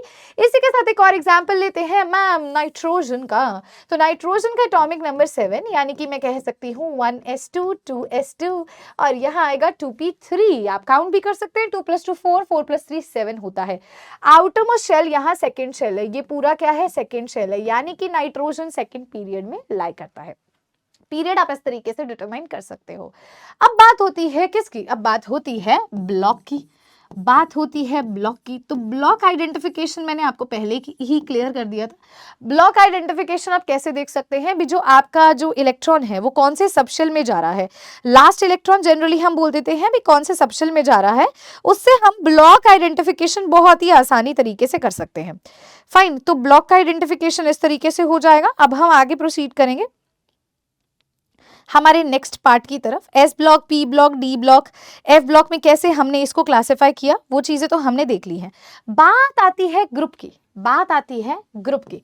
तो ग्रुप कैसे डिटरमाइन होता है इसको हम समझते हैं। देखिएगा, आप अगर एस ब्लॉक एलिमेंट की बात करते हो तो एस ब्लॉक एलिमेंट के अंदर जो वैलेंस इलेक्ट्रॉन्स हैं, जो उनके वैलेंस इलेक्ट्रॉन्स हैं, वही उनका ग्रुप नंबर है, वही उनका ग्रुप नंबर है। अगर मैं आपसे बात करती हूँ लिथियम की, तो hydrogen helium lithium, lithium atomic number 3 है, यानी कि 1s2 2s आपके पास 1 है। ठीक है, तो अगर मैं आपको यहाँ पर बोल रही हूँ वैलेंस इलेक्ट्रॉन कितना है, 1 है, तो यहाँ पे आपको ग्रुप नंबर क्या देखने को मिलता है, you get to know the group number as 1। यहाँ ग्रुप नंबर 1 हम डिटरमाइन कर सकते हैं। पर पी ब्लॉक और डी ब्लॉक में भी क्या सेम रूल फॉलो होता है, नहीं मैम, वहां ये नहीं फॉलो होता है। तो वहां पर बेटा जी हम किस तरीके से देखते हैं, अगर मैं आपसे बात करती हूँ आपके पी ब्लॉक एलिमेंट्स की, आइए इस चीज को नोट करते हैं। अगर हम बात करते हैं पी ब्लॉक एलिमेंट्स की, तो पी ब्लॉक एलिमेंट्स के केस के अंदर आपको ग्रुप नंबर +10 करना होगा, उससे कहानी आसान होने वाली है। अब ये ग्रुप नंबर +10 नहीं कहेंगे, इसको वैलेंस इलेक्ट्रॉन्स +10 कहेंगे। देखिए, जैसे एस ब्लॉक में आपका जो वैलेंस इलेक्ट्रॉन्स है वही ग्रुप नंबर है, मतलब यहाँ पर भी आप वैलेंस इलेक्ट्रॉन्स निकालोगे पर 10 ऐड कर दोगे। किस तरीके से ये होता है, एक जनरल एग्जांपल हम ले लेते हैं मैम, नाइट्रोजन की ही बात करते हैं। 7 एटॉमिक नंबर हमारे पास होता है ना, तो हम यहाँ से लिखते हैं 1s2 2s2 2p3। अब अगर आप यहाँ पर देखते हैं तो वैलेंस इलेक्ट्रॉन्स कितने, वैलेंस इलेक्ट्रॉन्स आपको दिखते हैं आउटरमोस्ट शेल में, यानी कि आपके बाहर वाले शेल में। तो कहीं आप सोचो मैम ये तो 3 इलेक्ट्रॉन्स है, नॉट एट ऑल बेटा। आप बाहर वाला शेल सेकंड शेल है, सेकंड शेल में एस में 2 है और पी में 3 है, मतलब टोटल वैलेंस इलेक्ट्रॉन्स आपके पास 5 है। तो 5 इलेक्ट्रॉन्स +10 यानी कि टोटल क्या आ गया, 15th ग्रुप, यानी कि कौन से ग्रुप को लाई करता है, 15th ग्रुप को लाई करता है। इस तरीके से आप कर सकते हैं। अगर मैं आप लोगों को बोलती हूँ ग्रुप नंबर आपको डी ब्लॉक एलिमेंट्स के लिए निकालना है, तो डी ब्लॉक एलिमेंट्स के लिए आपको total number of S block, S वाले इलेक्ट्रॉन्स ऐड करने हैं और उसके अंदर आपको डी ब्लॉक वाले जो इलेक्ट्रॉन्स आपके n-1 डी में लिखे होंगे आपको उनको भी ऐड करना है। तो ये दोनों चीजों को आपको यहाँ पर ऐड करना होगा, तो आप उससे निकाल सकते हैं। इस तरीके से आप ग्रुप डिटरमाइन कर सकते हैं डी ब्लॉक के केस के लिए। आपके लिए एक छोटा सा क्वेश्चन रहेगा, क्रोमियम के केस के लिए मुझे बताइए ऐसा ग्रुप क्या होगा। सबसे पहले उसकी इलेक्ट्रॉनिक कॉन्फ़िगरेशन लिखिए और उसके बाद आपको s के इलेक्ट्रॉन्स और d के इलेक्ट्रॉन्स ऐड करने हैं, तो you will get your answer. देखते हैं कितने लोग इसका सही आंसर दे पाते हैं। इसी के साथ स्टार्ट करते हैं हम हमारे अगले टॉपिक के साथ, जिसका नाम है पीरियोडिक प्रॉपर्टीज। तो पीरियोडिक प्रॉपर्टीज का मतलब क्या होगा, यानी कि जितने भी हमारे एलिमेंट्स हैं, जब हमने उसे पीरियोडिक टेबल में अरेंज किया, किस तरह का नेचर एग्जिबिट करते हैं, किस तरीके की फिजिकल केमिकल प्रॉपर्टीज होती है, हम उसको पढ़ने जा रहे हैं। तो सबसे पहले केमिकल प्रॉपर्टी या फिजिकल प्रॉपर्टी जो हम स्टडी करेंगे, देखो फिजिकल केमिकल दोनों साथ में चलेंगे, तो सबसे पहले जो हम प्रॉपर्टीज के ट्रेंड को स्टार्ट करेंगे, वो हम स्टार्ट करेंगे विद एटॉमिक रेडियस या एटॉमिक रेडियस के नाम से भी आप इसे समझते हैं। पहला क्वेश्चन ये आता है दिमाग में, what do you meant by atomic radius. Atomic radius क्या होता है, तो मैं ये कह सकती हूँ भी हम एटॉमिक रेडियस को कुछ इस तरीके से डिटरमाइन करते हैं भी हमारे न्यूक्लियस से बाहर वाले शेल तक का जो डिस्टेंस होगा, क्योंकि आप जानते हो इसके अंदर बहुत सारे शेल्स हैं ऑब्वियसली, यस। तो हम कहेंगे from centre of nucleus to the outer most shell, ठीक है, जो भी इलेक्ट्रॉन होगा वहां तक का जो डिस्टेंस है उसे क्या बोला जाता है, उसे बोलते हैं एटॉमिक रेडियस। उसे क्या कहा जाता है, उसे एटॉमिक रेडियस का दर्जा दिया जाता है। The distance from the nucleus to the outer most shell के वैलेंस इलेक्ट्रॉन तक। अब अगर हम बात करते हैं एटॉमिक रेडियस की, एटॉमिक रेडिया की, तो टाइप्स ऑफ एटॉमिक रेडियस को हम सबसे पहले समझेंगे, जिसमें सबसे पहली टाइप आती है जिसे हम कहते हैं कोवलेंट रेडियस। अगर मैं आप लोगों से बात करती हूं कोवलेंट रेडियस की, तो कोवलेंट रेडियस किसमें देखने को मिलता है, जहां पर आपको कोवलेंट बॉन्ड देखने को मिलता है ना। What is covalent bond? Covalent bond एक ऐसा बॉन्ड होता है जहां पर इलेक्ट्रॉन्स की शेयरिंग देखने को मिलती है। तो अगर मान लीजिए आपके पास ये एक एटम है और ये दूसरा एटम है और they are sharing their electrons, अगर मान लीजिए यहाँ पर ये इलेक्ट्रॉन्स की शेयरिंग हो रही है, तो यहाँ पर आप देख सकते हैं this is the sharing of electrons. ये क्या हो रहा है, this is sharing of electrons. और ये किस तरीके का कंपाउंड बनेगा, so this will form covalent compound. Covalent compound की फॉर्मेशन होगी जहां पर इक्वल शेयरिंग होती है। मोर ओवर अगर मुझे यहाँ रेडियस देखना है, तो रेडियस में कैसे डिटरमाइन कर सकती हूँ, पहले वाले के सेंटर से लेकर दूसरे वाले के सेंटर का आप हाफ जब कर देते हो, तो वो आपका जो है, वो जो डिस्टेंस आपको देखने को मिलता है, आप उसको रेडियस बोल देते हैं, ठीक है। तो इस पूरे, अगर मान लीजिए इस पूरे को मैं डी बोलती हूँ, तो d/2 आपके पास यहाँ पर क्या आ जाएगा, रेडियस आ जाएगा। मतलब यहां से वहां तक के डिस्टेंस का हाफ करोगे तो आप कोवलेंट रेडियस डिटरमाइन कर सकते हो। कोवलेंट बॉन्ड्स में देखने को मिलता है, कोवलेंट कंपाउंड में जहां इक्वल शेयरिंग होती है इलेक्ट्रॉन्स की। सेकेंड रेडियस जिसकी हम बात करने जा रहे हैं, इसे हम बोलते हैं van der Waals radius. Van der Waals radius के अंदर आप देखते हैं भाई यहाँ पर क्या है, देखिए अब वॉन्डर वॉल के केस में यहाँ पे शेयरिंग नहीं हो रही है इलेक्ट्रॉन्स की उस वे में जैसे कोवलेंट में हो रही थी। यहाँ शेयरिंग आप ऑब्जर्व नहीं कर रहे हो, यहाँ डिस्टेंस बहुत ज्यादा है एक एटम से दूसरे एटम के बीच का। तो यहाँ रेडियस कैसे निकाला जाएगा, इसके सेंटर से उसके सेंटर तक का हाफ अगर आप करोगे तो आपका रेडियस डिटरमाइन हो जाता है वॉन्डर वॉल रेडियस। यानी कि मैम अगर मैं वॉन्डर वॉल और कोवलेंट को कंपेयर करूं तो मैं ये देख पा रही हूँ जो वॉन्डर वॉल रेडियस है, जो वॉन्डर वॉल रेडियस है वो किसकी वजह से, पहली बात तो वॉन्डर वॉल फोर्सेस की वजह से है। वॉन्डर वॉल रेडियस इतना बड़ा है और जबकि अगर मैं कोवलेंट रेडियस की बात करूं तो इतना सा है। तो वॉन्डर वॉल रेडियस और कोवलेंट रेडियस को जब भी हम कंपेयर करेंगे तो वॉन्डर वॉल हमेशा यहां पर जीतेगा, ठीक है। चलिए इसी के साथ चलते हैं हमारी थर्ड टाइप की तरफ। Let's move on to the third type, जिसका हम बोल सकते हैं, जिसका एक और नाम होता है, आप बोल सकते हैं इसे मेटालिक रेडिया। मेटालिक रेडिया जो होता है दिस अकर्स जहां पर मेटालिक बॉन्डिंग आपको देखने को मिलती है। और मेटालिक बॉन्डिंग के केस में आपको क्या देखने को मिलता है, यहाँ पर बॉन्डिंग होती है कर्नल्स के बीच में एंड फ्री इलेक्ट्रॉन्स के बीच में। अगर मैं आपको बोलती हूँ आपके पास सोडियम है, लेट्स कंसिडर, और सोडियम जो है वो Na पॉजिटिव में लिबरेट आउट हो रहा है, एक इलेक्ट्रॉन निकल रहा है, तो जो इनके बीच में हमें एक बॉन्डिंग देखने को मिलती है कर्नल के बीच में, और जो फ्री इलेक्ट्रॉन लिबरेट आउट हुआ है, तो वो जो कर्नल जो फ्री इलेक्ट्रॉन के बीच में बॉन्ड होता है मेटालिक बॉन्ड होता है, और उनको हम कैसे करेंगे, एक से दूसरे तक के डिस्टेंस का हाफ कर देंगे तो मेटालिक बॉन्ड क्रिएट होता है। तो अगर मैं तीनों को कंपेयर करना चाहूं, अगर मैं तीनों रेडियस को कंपेयर करना चाहूं तो still van der Waals radius जो है वो सबसे हाईएस्ट होगा। लास्ट जो हमारा टाइप्स ऑफ रेडियस में आता है जिसका नाम है आयोनिक रेडियस, जिसको हम क्या बोलते हैं, आयोनिक रेडिया या आयोनिक रेडियस के नाम से जानते हैं, जो अकर करता है between cation and A9. This occurs between cation and anion, और यहाँ पर आपको देखने को मिलती है इलेक्ट्रोस्टैटिक फोर्स ऑफ अट्रैक्शन। यहाँ पर आपको इलेक्ट्रोस्टैटिक फोर्स ऑफ अट्रैक्शन मिलती है between a positively charge species and a negatively charge species. एक इसका सर्टेन हम एग्जांपल बोल सकते हैं सच एज NaCl, जहाँ पर आपको Na positive and Cl negative आपके कैटायन एंड एनायन देखने को मिलते हैं, जिसमें इलेक्ट्रोस्टैटिक फोर्स ऑफ अट्रैक्शन आपको देखने को मिलेगा। इसी के साथ टाइप्स ऑफ रेडियस हमने कंप्लीट कर लिया। अब हम देखते हैं ऐसे क्या फैक्टर्स हैं जो एटॉमिक रेडियाई को अफेक्ट करता है। तो सबसे पहला फैक्टर आता है इफेक्टिव न्यूक्लियर चार्ज। अब इफेक्टिव न्यूक्लियर चार्ज क्या है? What do you meant by nuclear charge? तो मैं ये कह सकती हूँ भी न्यूक्लियर चार्ज का मतलब क्या होगा? न्यूक्लियस के ऊपर जो चार्ज है। मतलब यहाँ पर मैं न्यूक्लियस की बात करने जा रही हूँ, और न्यूक्लियस बना है न्यूट्रॉन और प्रोटॉन से, है ना।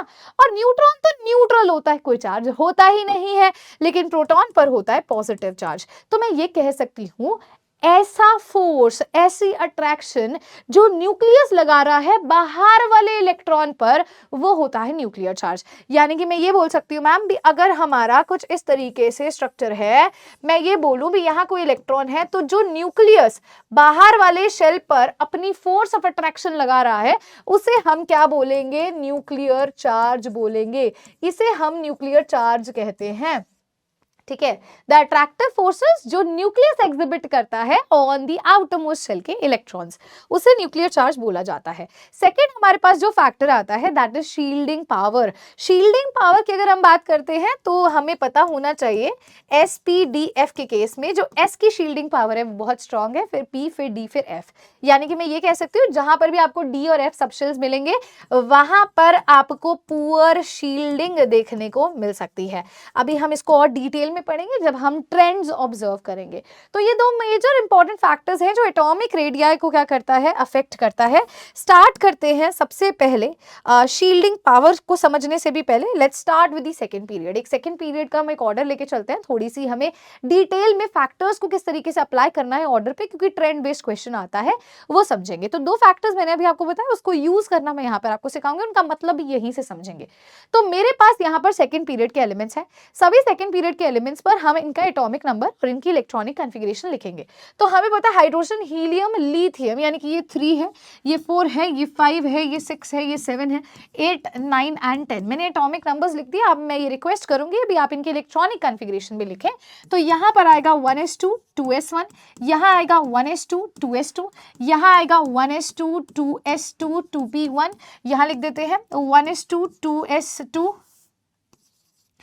2p2, फिर यहाँ लिख देते हैं 1s2 2s2 2p3, इधर लिखेंगे तो 1s2 2s2 2p4, यहाँ देखते हैं 1s2 2s2 2p5 and the last is 1s2 2s2 2p6। तो हमारे पास कुछ इस तरीके से हमने इलेक्ट्रॉनिक कॉन्फ़िगरेशन लिख दी है, और हम क्या यहाँ पर ऑब्जर्व कर रहे हैं उसको थोड़ा सा डिटेल में समझते हैं। पहली बात तो आपको ये पता होना चाहिए भी वॉन डर वाल रेडियस कौन शो करते हैं, और उससे भी पहले आपको फैक्टर्स अप्लाई करने आना चाहिए। तो मेरे को एक बात बताना, अलोंग अ पीरियड आप लोग जा रहे हो, ऐसे देख रहे हो ट्रेंड, है ना। तो जब भी बेटा पीरियड के अलोंग कभी भी आपसे क्वेश्चन आएगा, आपको हमेशा लेफ्ट साइड से राइट साइड जाना है और आपको बताना है एटॉमिक रेडियस बढ़ रहा है घट रहा है। तो पहली बात तो एक मुझे बात बताओ, यहाँ शेल नंबर क्या है? मैम यहाँ पर इस पर्टिकुलर केस के अंदर हमें पता है यहाँ शेल नंबर क्या है, वो तो सेम रहेगा। क्यों मैम? क्योंकि पीरियड क्या है? सेम। क्योंकि पीरियड क्या है? सेम है, तो शेल नंबर सेम होगा। मतलब शेल तो नहीं बढ़ेगा, हाँ, पर एक एक इलेक्ट्रॉन बढ़ रहा है, एक इलेक्ट्रॉन बढ़ रहा है। मुझे एक बात बताना, atomic number is equal to number of protons, right. तो यहाँ से वहां जाने में एक प्रोटॉन बढ़ रहा है। प्रोटॉन बढ़ने का मतलब क्या होगा? मैंने अभी बताया था न्यूक्लियस में न्यूट्रॉन्स एंड प्रोटॉन्स होते हैं। प्रोटॉन बढ़ने से न्यूक्लियर चार्ज बढ़ेगा, यानी कि अट्रैक्टिव फोर्सेस और स्ट्रांग होगी। एग्जैक्टली तो हम ये कहेंगे लेफ्ट से राइट जब भी हम जाएंगे मैम नंबर ऑफ प्रोटॉन बढ़ रहे हैं। वाई? क्योंकि एटॉमिक नंबर बढ़ रहा है तो प्रोटॉन बढ़ रहे हैं। प्रोटॉन बढ़ रहे हैं तो हम ये कह सकते हैं मैम न्यूक्लियर चार्ज क्या कर रहा है? इंक्रीज कर रहा है। न्यूक्लियर चार्ज इंक्रीज करने का मतलब क्या हुआ? मतलब सेंटर से बाहर बहुत ज्यादा फोर्सेस लगाई जा रही है कि इलेक्ट्रॉन अंदर आ जाए। और अगर इलेक्ट्रॉन सोचो अंदर आ जाएगा तो एटॉमिक रेडियस अगर इतना था, इलेक्ट्रॉन अंदर आ जाएगा तो डिस्टेंस घट जाएगा, यानी कि न्यूक्लियर चार्ज बढ़ने से अट्रैक्शन बढ़ जाएगी। क्या होगी? अट्रैक्शन इंक्रीज हो जाएगी, जिसकी वजह से हम कहेंगे भी साइज डिक्रीज हो जाएगा। सो यहाँ पर इस तरीके से हमने न्यूक्लियर चार्ज लगाया, अब साइज डिक्रीज हो जाएगा, तो यानी कि मैम इसका साइज तो सबसे ज्यादा ऐसे होना चाहिए, ऐसा होना चाहिए, बट ये ऐसा नहीं होता, बट ये ऐसा नहीं होता। यहाँ हम ये ट्रेंड ऑब्जर्व करते हैं भी जो नियॉन है, ये जो नियॉन है, ये ग्रुप नंबर 18 लाई करता है, ये जो है ये वॉन डर वाल रेडियाई कंटेन करता है और इसका हाईएस्ट रेडियाई होता है जो हमने अभी पढ़ा था। तो हमारा जो फाइनल ट्रेंड आता है वो नियॉन सबसे हाईएस्ट, फिर लिथियम, फिर बेरिलियम, फिर बोरॉन, फिर carbon, nitrogen, oxygen and then we have fluorine. तो ये हमारा ट्रेंड आ जाता है for atomic radii. I hope so सभी बच्चों को एटॉमिक रेडियाई का पहला ऑर्डर बहुत अच्छे तरीके से समझ आ गया है। चलिए आगे बढ़ते हैं, let's move on to the next. Third period की बात करते हैं, तो थर्ड पीरियड के केस में भी यहाँ पर हम उसी तरीके से देखेंगे जैसे अभी तक हम देखते आ रहे हैं। यहाँ पर आई वुड रिक्वेस्ट सभी बच्चे दिमाग थोड़ा सा लगाने की कोशिश करते हैं। यहाँ पर आपको कुछ 3 तरीके का ऑर्डर देखने को मिलता है। पहली बात तो मुझे एक बात बताना, जब आप इधर से इधर आ रहे हैं तो एटॉमिक नंबर को देखते हैं, ये 21 है, this is 22, this is 23, this is 24, 25, 26, 27, 28, 29 and then we have 30। यहाँ ये देखा गया जब आप स्कैंडियम से मैंगनीज तक आते हैं तो वो यहाँ पर न्यूक्लियर चार्ज तो बढ़ ही रहा है, नो डाउट, क्योंकि नंबर ऑफ प्रोटॉन्स बढ़ रहे हैं, तो हम कह सकते हैं न्यूक्लियर चार्ज तो बढ़ ही रहा है, सेंटर से बाहर अट्रैक्शन बहुत लग रही है, साइज डिक्रीज हो रहा है, लेकिन साइज सिर्फ मैंगनीज तक डिक्रीज होता है, यानी कि इस तरीके का ऑर्डर मिलेगा। बट यहाँ इन तीनों के केस के अंदर कुछ और ही ट्रेंड है। क्या ट्रेंड है? जैसे जैसे आप आगे चलते जाते हो तो आप एक चीज ऑब्जर्व करते हो, अगर मुझे 26 का इलेक्ट्रॉनिक कॉन्फ़िगरेशन लिखनी हो तो लॉजिकली स्पीकिंग ये हमारी 4s2 3d6 हो जाएगी। Is it so? राइट, ये 4s2 3d7, 4s2 3d8, 4s1 3d9 and 4s2 3d10 होगा। तो यहाँ पर मैं क्या देखती हूँ, अभी तक ये 4s2 3d5 था, 3d5 अगर आप यहाँ देखेंगे तो सभी ऑर्बिटल्स में एक एक इलेक्ट्रॉन है, लेकिन d6 का मतलब क्या हो जाएगा? d6 का मतलब 1 2 3 4 5 और 6 इलेक्ट्रॉन, तो यहाँ इलेक्ट्रॉन इलेक्ट्रॉन रिपल्शन स्टार्ट हो गई। अब होता क्या है, जब आप यहाँ से यहाँ जा रहे हो तो न्यूक्लियर चार्ज तो एक फैक्टर था ही, यहाँ पर न्यूक्लियर चार्ज तो एक फैक्टर था ही, जिसकी वजह से हमने ये बोला भी अगर न्यूक्लियर चार्ज बढ़ रहा है तो साइज घटेगा, लेकिन यहाँ इलेक्ट्रॉनिक रिपल्शन भी शुरू हो गई। और एक बात मुझे बताना, अगर एक इलेक्ट्रॉन दूसरे इलेक्ट्रॉन को रिपेल करेगा तो दूर ही भेजेगा ना, धक्का ही मारेगा ना, यानी कि उसकी वजह से तो साइज बढ़ना चाहिए, उसकी वजह से साइज बढ़ना चाहिए। तो ये दोनों फैक्टर्स की वजह से इनका atomic mass almost approximately equal हो जाता है। तो हम ऐसे अप्रोक्सीमेशन हम बोल देते हैं, ये अप्रोक्सीमेटली इक्वल हो जाता है क्योंकि दो फैक्टर काम कर रहे हैं। जबकि इसके आगे अगर आप देखोगे तो यू विल ऑब्जर्व भी यहाँ न्यूक्लियर चार्ज डोमिनेट नहीं करता, यहाँ इतने ज्यादा इलेक्ट्रॉन हो जाते हैं। लॉजिकली स्पीकिंग अगर देखोगे तो यहाँ पर और यहाँ पर दोनों में आपको क्या मिलेगा भाई? D10 मिलता है। यहाँ 4s1 D10 होता है, वहां 4s2 D10 होता है, तो वहां बहुत ज्यादा इलेक्ट्रॉनिक रिपल्शन होती है, न्यूक्लियर चार्ज वाला फैक्टर नहीं चलता। इलेक्ट्रॉनिक रिपल्शन होने की वजह से धक्का मारेंगे और साइज क्या हो जाएगा? बढ़ जाएगा। तो ये एक हमारा बहुत ही डिफरेंट केस आपको देखने को मिलता है फॉर दी थर्ड पीरियड। अब इसी के साथ हम लोग आगे बढ़ते हैं, तो now let's start with the group के अलोंग अगर हम एटॉमिक रेडियाई की बात करते हैं तो आप एक सिंपल सा रूल देख सकते हैं। अगर मैं सबसे पहले बात करती हूँ मेरे ग्रुप नंबर 1 एलिमेंट की, तो है लीना की रब से फरियाद। अगर मान लीजिए मैंने ऐसे केस ले लिया है, टॉप टू बॉटम में एक चीज ऑब्जर्व करती हूँ, जैसे जैसे शेल्स बढ़ते हैं, जैसे जैसे पीरियड बढ़ रहे हैं तो नंबर ऑफ शेल्स बढ़ रहे हैं। मतलब अगर इसका यहाँ पे बोलूंगी पीरियड नंबर अगर आप सबको देखना शुरू करोगे तो कुछ इस तरीके से होगा। यहाँ पर अगर आप देखोगे तो एक और आ गया, फिर एक और आ गया, एक और आ गया, यानी कि सेंटर से बाहर तक का डिस्टेंस बढ़ रहा है। तो नंबर ऑफ शेल्स बढ़ने की वजह से मैम यहाँ पर रेडियस हमें इंक्रीज होता हुआ दिखाई देगा। तो इस तरीके से आपको एटॉमिक रेडियस देखने को मिलता है अलोंग द ग्रुप, अगर मैं एस ब्लॉक एलिमेंट्स की ऐसे यहाँ पर बात करती हूँ। इसी के साथ हम आगे चलते हैं, अगला केस देखते हैं। अब यहाँ पर एस ब्लॉक के केस में तो बहुत सिंपल सा ट्रेंड है, बट डी ब्लॉक के केस में ऐसा नहीं है। तो यहाँ पर डी ब्लॉक के केस में एक प्यारी सी एक्सेप्शन आपका इंतजार कर रही है, आइए इसको थोड़ा सा समझते हैं।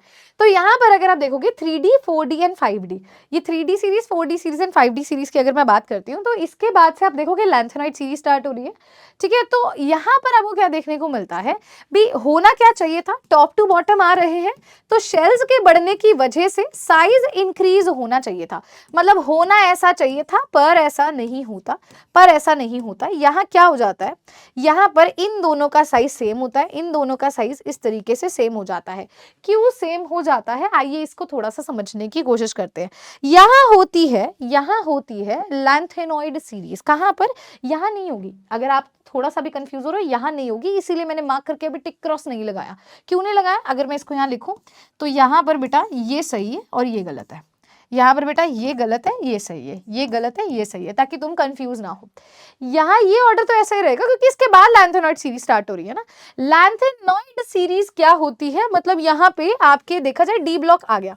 अब बेटा जब डी ब्लॉक की एंट्री होती है तो पुअर शील्डिंग होती है। पुअर शील्डिंग का मतलब क्या होगा, मतलब देखो शील्डिंग का मतलब क्या होता है, मान लो मैं न्यूक्लियस हूँ, कुछ इलेक्ट्रॉन्स अंदर वाले शेल में प्रेजेंट है और कुछ बाहर वाले पे, मैं अट्रैक्टिव फोर्स बाहर वाले पे लगा रही हूँ, खींचने की कोशिश कर रही हूँ। अब अगर अंदर वाले इलेक्ट्रॉन्स इतनी फोर्स लगाएं भी, हम तो इसको अंदर आने नहीं देंगे, उन्होंने एक शील्ड बना ली, मतलब मेरे आगे वो उसको अंदर नहीं आने दे रहे। अगर उसकी पुअर शील्डिंग होगी तो अंदर वाले इलेक्ट्रॉन्स नहीं बचा पाएंगे उसको, और वो बेचारा इलेक्ट्रॉन अंदर आ जाएगा, है ना। तो शील्डिंग अगर पुअर होगी तो साइज घट जाएगा, क्योंकि बाहर वाला इलेक्ट्रॉन न्यूक्लियर चार्ज फेस कर रहा है न्यूक्लियस की वजह से, और वो अंदर जंप इन कर जाएगा। तो इसकी वजह से इन दोनों का क्या हो जाता है, साइज डिक्रीज हो जाता है पुअर शील्डिंग की वजह से, क्योंकि इसके बाद से लैंथेनॉइड सीरीज स्टार्ट हो रही है ना, इसके बाद से, इस वजह से पुअर शील्डिंग होने की वजह से इनका साइज क्या हो जाता है, डिक्रीज हो जाता है, विच इज ऑलमोस्ट सिमिलर। तो इस तरीके से डी ब्लॉक के अंदर आप केस देखने को मिलते हो। अब बात करते हैं ग्रुप नंबर 13 के केस के अंदर। भी मैम ग्रुप नंबर 13 के केस के अंदर क्या होता है, तो यहाँ पर भी हम उस तरीके से चलते हैं। अब देखिए पी ब्लॉक के केस में कैसे हो रहा है, अगर आप देखोगे टॉप टू बॉटम, तो शेल बढ़ रहे हैं, तो साइज तो यार बढ़ना चाहिए, साइज इंक्रीज होना चाहिए, क्योंकि डिस्टेंस सेंटर से आउटर मोस्ट तक का बढ़ रहा है। लेकिन अगेन अगर आप यहाँ एल्यूमिनियम और गैलियम को ऑब्जर्व करते हो, तो यहाँ पे एंट्री किसकी होती है और यहाँ पे एंट्री किसकी होती है, सारी कहानी यहीं पे लाई करती है। अगर मैं आप लोगों से बात करती हूँ आपके पिछले वाले इधर वाले केस की, तो इस केस के अंदर आपको थोड़ी सी चीजें ऑब्जर्व करनी होती हैं भी। यहाँ पे डी ऑर्बिटल की एंट्री हो रही है, और ऑब्वियसली यार यहाँ पर आपको आगे देखने को मिलेगा भी एफ ऑर्बिटल की एंट्री हो रही है। तो डी ऑर्बिटल और एफ ऑर्बिटल की एंट्री के अंदर देखोगे, आप बोलो लैंथेनॉइड कॉन्ट्रैक्शन हो रही है आम भाषा में अगर मैं आपको बोलती हूँ, तो यहाँ पर भी अगर आप पिछले वाले केस में भी लिखना चाहते हो, तो पुअर शील्डिंग आपको पता है SPDNF, DNF की तो यार पुअर शील्डिंग आपको देखने को मिलती है। और ये डी ब्लॉक एलिमेंट्स हैं सारे के सारे, और लैंथेनॉइड के बाद एफ ब्लॉक एलिमेंट स्टार्ट हो रहे थे, लैंथेनॉइड के बाद वो स्टार्ट हो रहे हैं, लैंथेनॉइड सीरीज शुरू हो रही है। उससे पहले अगर आप पुअर शील्डिंग देखोगे तो डी और एफ की पुअर शील्डिंग होती है इन दोनों की। अब यहाँ पर अगर मैं बात कर रही हूँ सेम चीज, डी ऑर्बिटल की एंट्री होगी यहाँ पर, है ना, अब इसकी एंट्री होगी तो पुअर शील्डिंग है, तो साइज डिक्रीज हो जाएगा, अंदर आ जाएगा इलेक्ट्रॉन, तो इनका अप्रोक्सीमेटली सेम होता है। ऐसे इंडियम और थैलियम का अप्रोक्सीमेटली सेम होता है, इंक्रीजिंग ऑर्डर इसका नहीं होगा। तो इस तरीके से आपको देखने को मिलता है इन दिस ग्रुप नंबर 13। अब मूव करते हैं विद द नेक्स्ट हमारी प्रॉपर्टी, जिसका नाम है आयोनाइजेशन एंथैल्पी। आयोनाइजेशन एंथैल्पी का काम मतलब है, आइए इसको थोड़ा सा समझते हैं।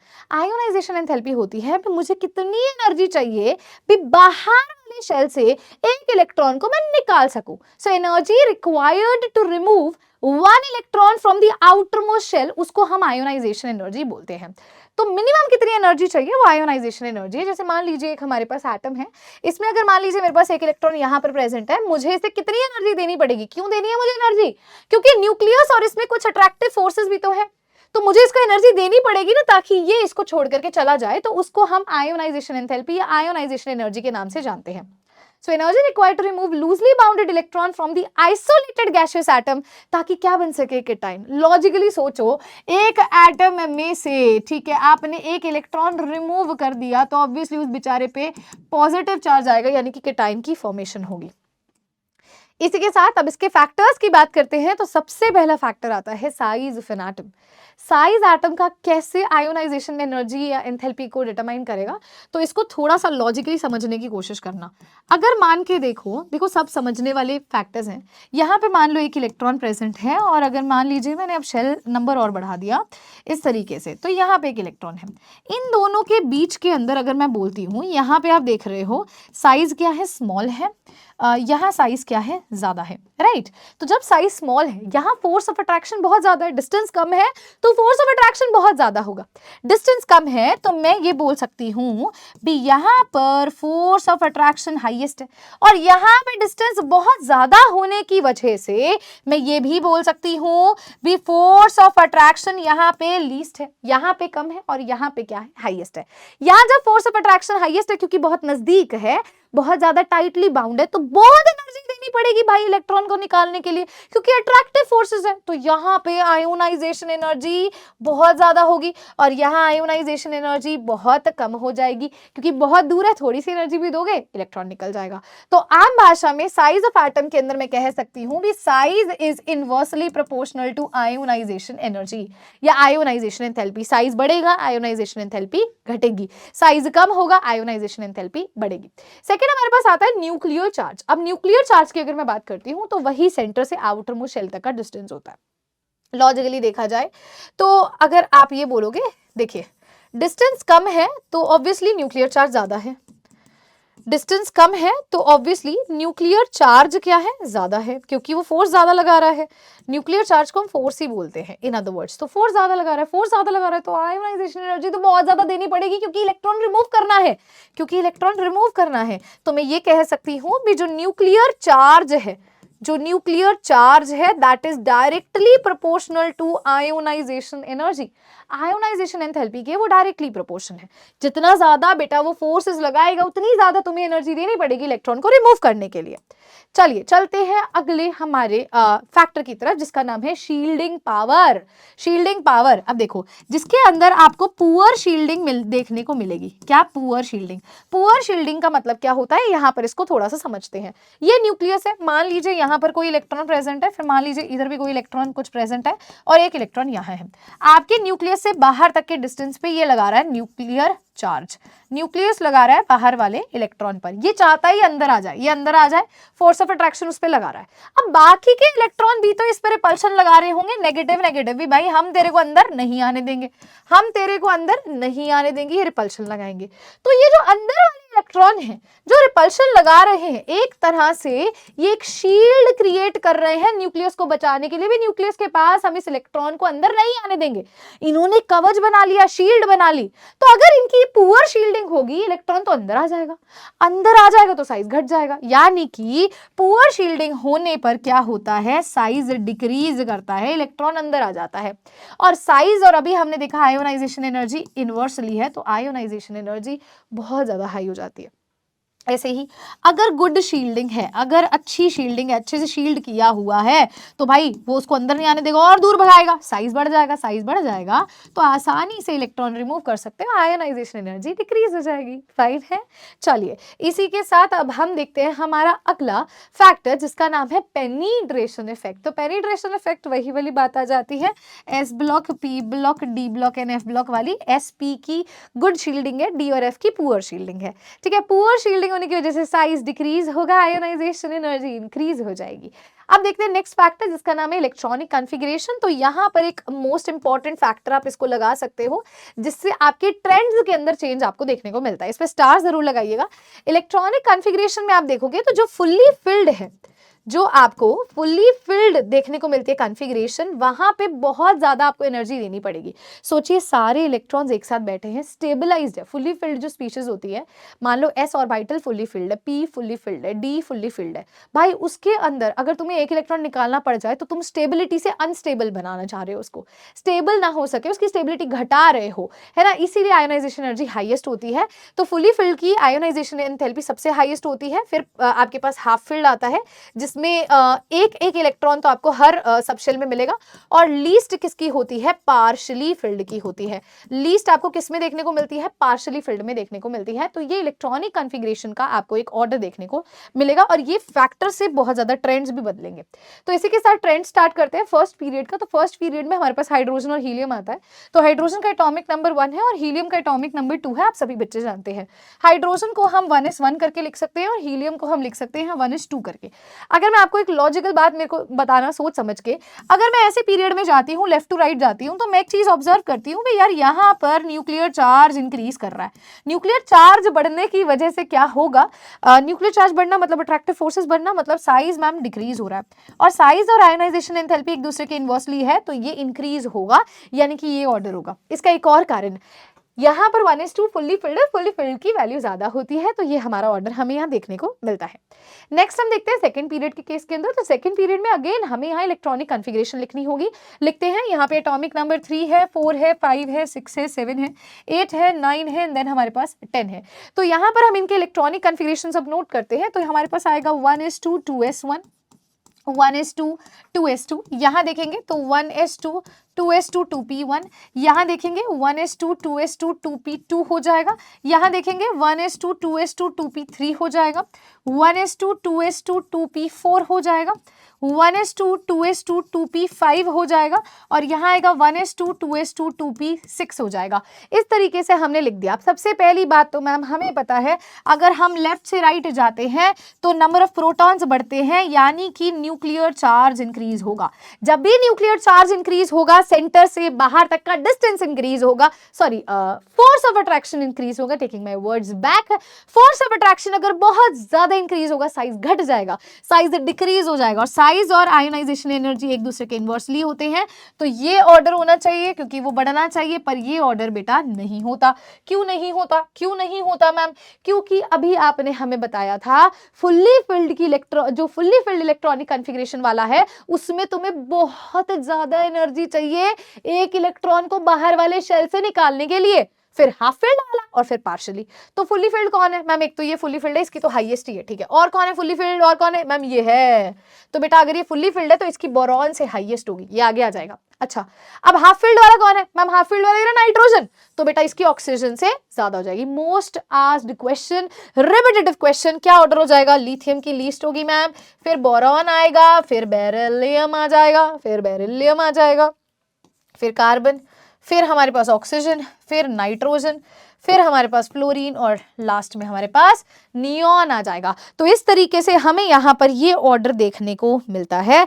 आई होप सो सभी को ये ऑर्डर अच्छे तरीके से समझ भी आ रहा होगा। चलिए इसके साथ चलते हैं हमारे अगले केस पे। तो अगला केस हमारे पास ग्रुप के अलॉन्ग आता है, वो भी ग्रुप नंबर 13। तो बहुत ही एक प्यारा सा यहाँ पे आप शॉर्ट ट्रिक का इस्तेमाल कर सकते हैं। आप ऐसे बनाएंगे W, यहाँ से इस तरीके का W बनेगा, थोड़ा सा ध्यान देना। अब सारे एलिमेंट्स को प्लेस करते हैं। बोरॉन, फिर आएगा एल्यूमिनियम, फिर आएगा gallium, indium and then we have thallium. तो अब इसी ऑर्डर को फॉलो करते हैं। सबसे हाईएस्ट किसका है? बोरॉन का है, उसके बाद थैलियम का है and then we have gallium, फिर हमारे पास एल्यूमिनियम है और लीस्ट हमारे पास इंडियम है। तो ये आपका एक ऑर्डर यहाँ पर आपको देखने को मिलता है जो आपको नोट करना होगा। फाइन है जी, ये एक ऑर्डर ग्रुप नंबर 13 में आपको देखने को मिलता है। चलिए जी आगे बढ़ते हैं, आगे बढ़ते हैं। Now let's start with the next periodic property जिसका नाम है इलेक्ट्रोनेगेटिविटी। क्या है इलेक्ट्रोनेगेटिविटी? इलेक्ट्रोनेगेटिविटी का मतलब होता है अपने प्रति नेगेटिव चार्ज को खींचने की क्षमता, the tendency to attract negative charge, यानी कि इलेक्ट्रॉन्स को अपने पास खींचने की क्षमता को इलेक्ट्रोनेगेटिविटी कहा जाता है। तो हम यहाँ नोट भी करना चाहेंगे the tendency to attract electron towards itself, अपने प्रति इलेक्ट्रॉन को खींचने की क्षमता को इलेक्ट्रोनेगेटिविटी कहते हैं। And to be very frank, electronegativity की वजह से ही पोल्स डेवलप होते हैं, पॉजिटिव और नेगेटिव चार्जेस डेवलप होते हैं। इसी की वजह से चार्ज डेवलपमेंट आपको देखने को मिलता है। You observe charge development. Factors की बात करते हैं तो वही सिंपल बेसिक फैक्टर्स। अगर मैं बोलती हूँ अभी साइज इंक्रीज होता है तो इलेक्ट्रोनेगेटिविटी डिक्रीज होगी, ये ध्यान रखिएगा। ये इन्वर्सली प्रोपोर्शनल होता है, जैसे आपने आयोनाइजेशन एनर्जी पढ़ा, सेम फैक्टर बेटा आपका इलेक्ट्रोनेगेटिविटी का होगा। दूसरी बात, अगर मैं आपसे बात करती हूँ न्यूक्लियर चार्ज की, तो न्यूक्लियर चार्ज यहाँ पर भी डायरेक्टली प्रोपोर्शन होगा, क्योंकि इलेक्ट्रोनेगेटिविटी से ही चार्ज डेवलपमेंट होती है, तो आप न्यूक्लियर चार्ज के डायरेक्टली बोल सकते हो। मोर ओवर आप ऐसे ही पॉजिटिव और नेगेटिव चार्जेस के केस के लिए भी एक फैक्टर लिख सकते हो, डायरेक्टली एंड इनवर्सली का केस। तो इलेक्ट्रोनेगेटिविटी के तो यार दो ही मेजर फैक्टर्स थे जो हम यहाँ पर पढ़ते हैं। एक जो क्वेश्चन यहाँ पर अराइज करता है वो अराइज करता है भी सबसे ज्यादा मोस्ट इलेक्ट्रोनेगेटिव एलिमेंट कौन है। उससे भी पहले मैं अगर आपको बोलती हूँ, पीरियड के अलोंग अगर हम चलते हैं तो हम देखते हैं साइज हमारा क्या हो रहा है, घट रहा है। क्यों घट रहा है? क्योंकि न्यूक्लियर चार्ज बढ़ता है नंबर ऑफ प्रोटॉन्स के बढ़ने की वजह से। अगर साइज डिक्रीज हो रहा है, न्यूक्लियर चार्ज बढ़ रहा है, तो इलेक्ट्रोनेगेटिविटी बढ़नी चाहिए। और अगर आप पीरियोडिक टेबल को थोड़ा सा ऑब्जर्व करते हैं तो फ्लोरीन हमारा एक ऐसा एलिमेंट आपको यहाँ देखने को मिलेगा। Let me show you the complete periodic table. तो यहाँ पर आप एक छोटी सी चीज ऑब्जर्व करते हो, फ्लोरीन जो है वो मोस्ट इलेक्ट्रोनेगेटिव एलिमेंट की कैटेगरी में हमारे पास आ जाता है। ठीक है, तो मोस्ट इलेक्ट्रोनेगेटिव एलिमेंट की अगर मैं बात करती हूँ तो वो फ्लोरीन होगा। मोरओवर अगर मैं टॉप टू बॉटम में आती हूँ तो मैं देखती हूँ साइज बढ़ रहा है, क्योंकि शेल्स बढ़ रहे हैं तो इलेक्ट्रोनेगेटिविटी घट रही है। इसलिए ग्रुप के अलोंग भी देखोगे तो फ्लोरीन की इलेक्ट्रोनेगेटिविटी हाईएस्ट हो जाती है। इसी के साथ अब हम आगे बढ़ेंगे, आगे समझेंगे, देखते हैं। Moving on two electron affinity. Affinity का मतलब एक तरह से एडिशन होता है। जब भी आप एक इलेक्ट्रॉन को आउटरमोस्ट शेल में ऐड कर रहे हो, उस समय पर जो एनर्जी रिलीज हो रही है उसे इलेक्ट्रॉन एफिनिटी कहते हैं। So energy released on addition of an electron into outermost shell. अगर आप एक आउटरमोस्ट शेल में इलेक्ट्रॉन को ऐड कर रहे हैं तो उस समय पर जो एनर्जी रिलीज होती है उसे इलेक्ट्रॉन एफिनिटी कहते हैं। आपने एक ये शब्द भी सुना होगा जिसे हम कहते हैं इलेक्ट्रॉन गेन एंथैल्पी। तो जो इलेक्ट्रॉन गेन एंथैल्पी होती है ये नेगेटिव होती है इलेक्ट्रॉन एफिनिटी के। इस चीज का ध्यान रखें। अगर आप ये पढ़ रहे हो तो उसका नेगेटिव कर देना, अगर ये पढ़ रहे हो तो उसका ऑपोजिट कर देना। ठीक है, तो इलेक्ट्रॉन एफिनिटी के केस के अंदर हम कहते हैं एक इलेक्ट्रॉन ऐड करना, उस समय पे जो एनर्जी रिलीज हो रही है दैट इज इलेक्ट्रॉन एफिनिटी। मान लीजिए एक इलेक्ट्रॉन को आपने ऐड किया यहाँ बाहर वाले शेल में, तो तब जो एनर्जी रिलीज होती है आप उसको इलेक्ट्रॉन एफिनिटी कहते हो। फैक्टर्स बेटा उसी तरीके से हैं जैसे हमारे पिछले वाले केसेस में थे, वैसे ही यहाँ पर भी हमारे फैक्टर्स डिटरमाइन होते हैं। सबसे पहला फैक्टर अगर हम यहाँ पर देखते हैं तो साइज जो है वो इनवर्सली प्रोपोर्शनल है इलेक्ट्रॉन एफिनिटी के। सेकेंड हम यहाँ पर यही बोल देते हैं भी न्यूक्लियर चार्ज बढ़ रहा है, तो जैसे इलेक्ट्रॉन नेगेटिविटी बढ़ी थी, मतलब न्यूक्लियर चार्ज डायरेक्टली डिपेंडेंट था आयोनाइजेशन एंथैल्पी के, इलेक्ट्रोनेगेटिविटी की। इन द सेम वे ये भी डायरेक्टली प्रोपोर्शनल है इलेक्ट्रॉन एफिनिटी के। तीसरी चीज अगर मैं आपको बोलूं तो फुल्ली फिल्ड इलेक्ट्रॉनिक कॉन्फ़िगरेशन के केस के अंदर इलेक्ट्रॉन एफिनिटी 0 होगी। क्यों? क्योंकि पहले से ही वो फिल्ड है, उसमें और इलेक्ट्रॉन आने की जगह ही नहीं है, तो आप इलेक्ट्रॉन ऐड कहां करवाओगे? अगर उसके पास स्पेस ही नहीं है तो इलेक्ट्रॉन ऐड ही नहीं होगा। तो फुल्ली फिल्ड में भी 0 मिलेगा एंड इवन हाफ फिल्ड में भी बेटा अगर कोई चीज स्टेबल है उसमें एक और इलेक्ट्रॉन ऐड करने से वो अनस्टेबल हो जाएगा, तो वहां पर भी आप इलेक्ट्रॉन एफिनिटी को ये बोलोगे भी हम इलेक्ट्रॉन यहाँ ऐड नहीं करवाएंगे।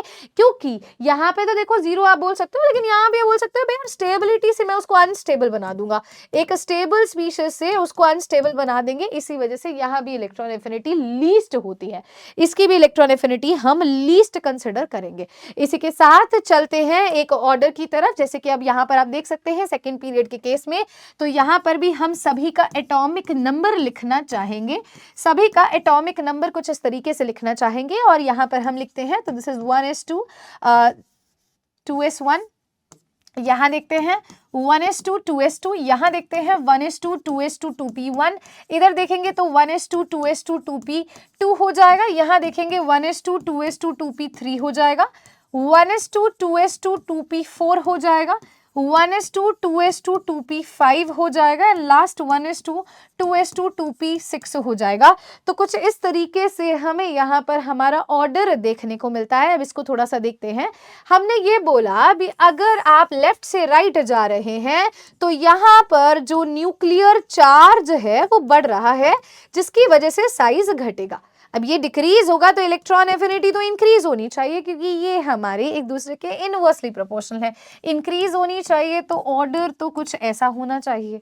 डोंट यू थिंक ऑर्डर ऐसा होना चाहिए? बट ऐसा नहीं होता। ऐसा क्यों नहीं होता? क्योंकि हमने ये कहा था भी जो भी हमारी फुल्ली फिल्ड है उसकी इलेक्ट्रॉन एफिनिटी सबसे लीस्ट है, और उसके बाद हाफ फिल्ड होगा, और कौन फुल्ली फिल्ड है, और ये भी फुल्ली फिल्ड है, ये भी फुल्ली है, और वो भी फुल्ली है, और ये हाफ फिल्ड है। ठीक है, तो सबसे पहले तो नियॉन आ जाएगा, सबसे लीस्ट यहाँ कौन आएगा मैम, नियॉन आएगा।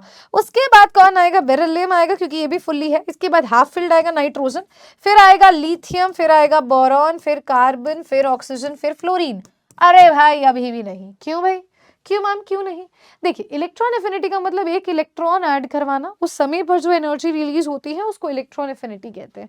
एक लॉजिकल आपसे बात मैं पूछना चाहूंगी, मुझे सोच समझ के इसका जवाब देना। जब तुमने लिथियम में एक इलेक्ट्रॉन और ऐड करा दिया, लिथियम में एक और इलेक्ट्रॉन ऐड करा दिया, तो ये 1s2 2s2 हो जाएगा, जो कि स्टेबल हो जाएगा। स्टेबल हो जाएगा तो भाई ये यहाँ आ जाएगा।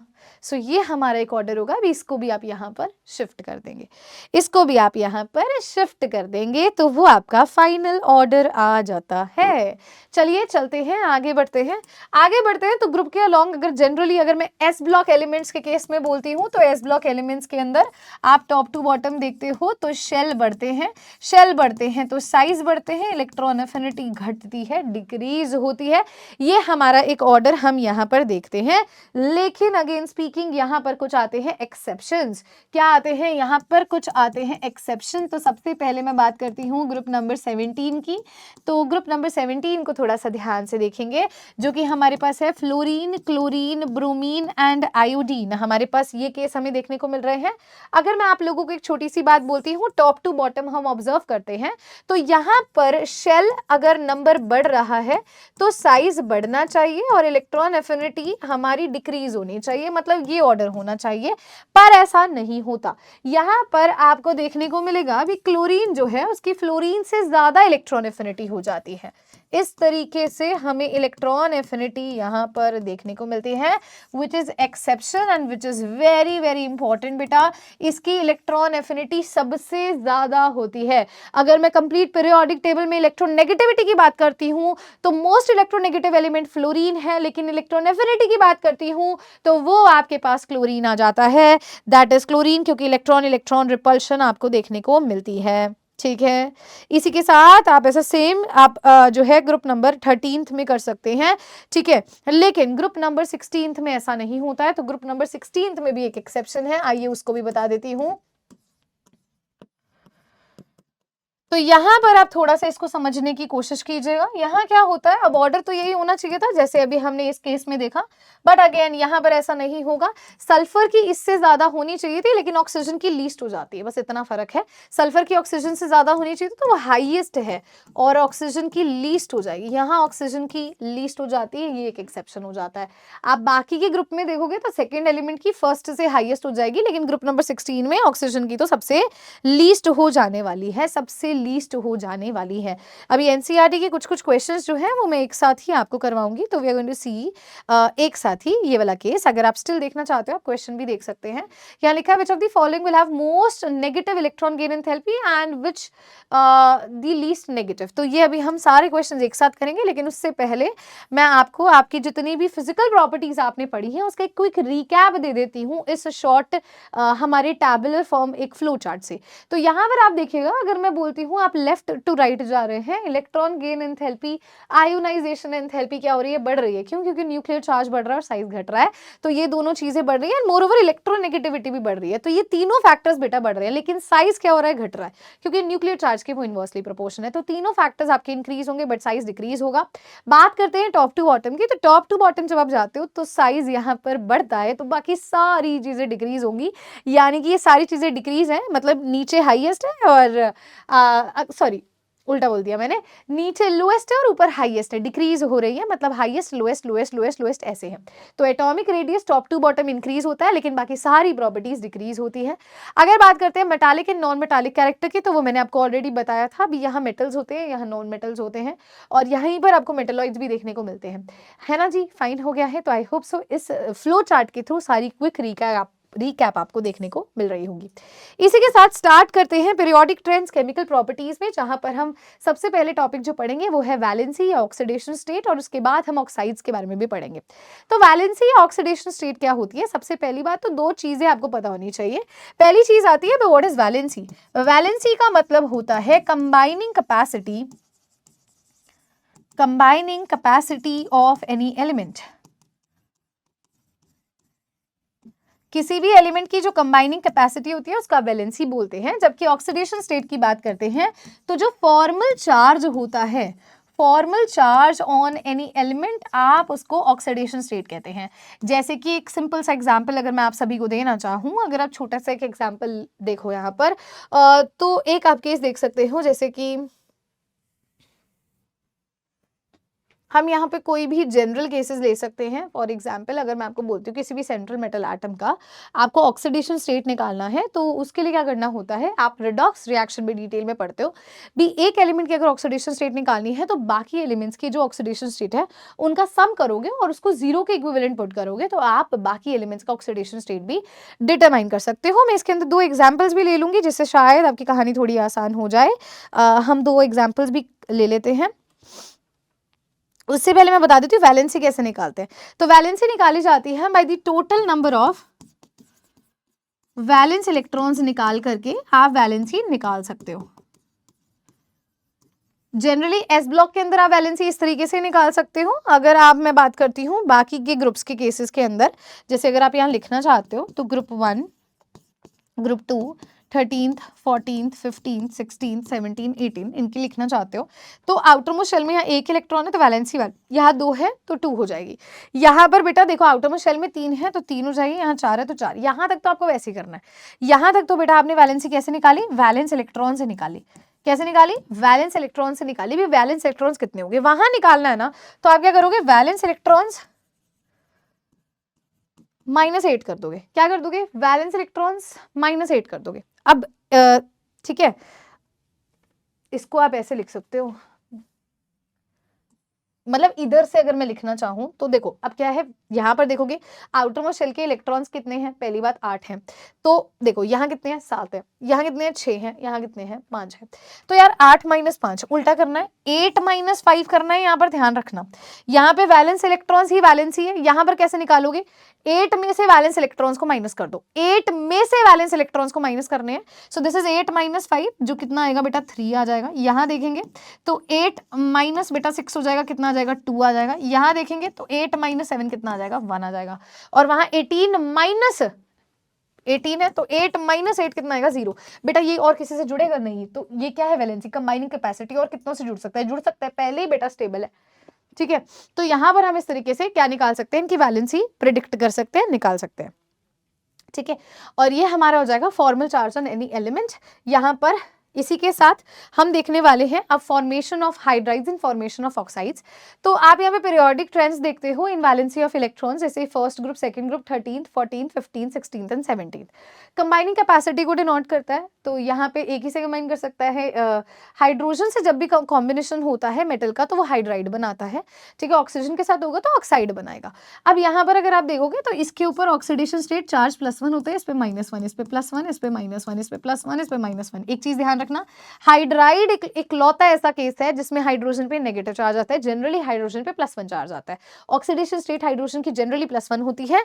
यहाँ लिखना चाहते हो तो हाइड्रोजन की ऑक्सीडेशन स्टेट +1 होती है एक्सेप्ट हाइड्राइड। हाइड्राइड के केस में वहां पर आपके पास एक -1 का चार्ज होगा।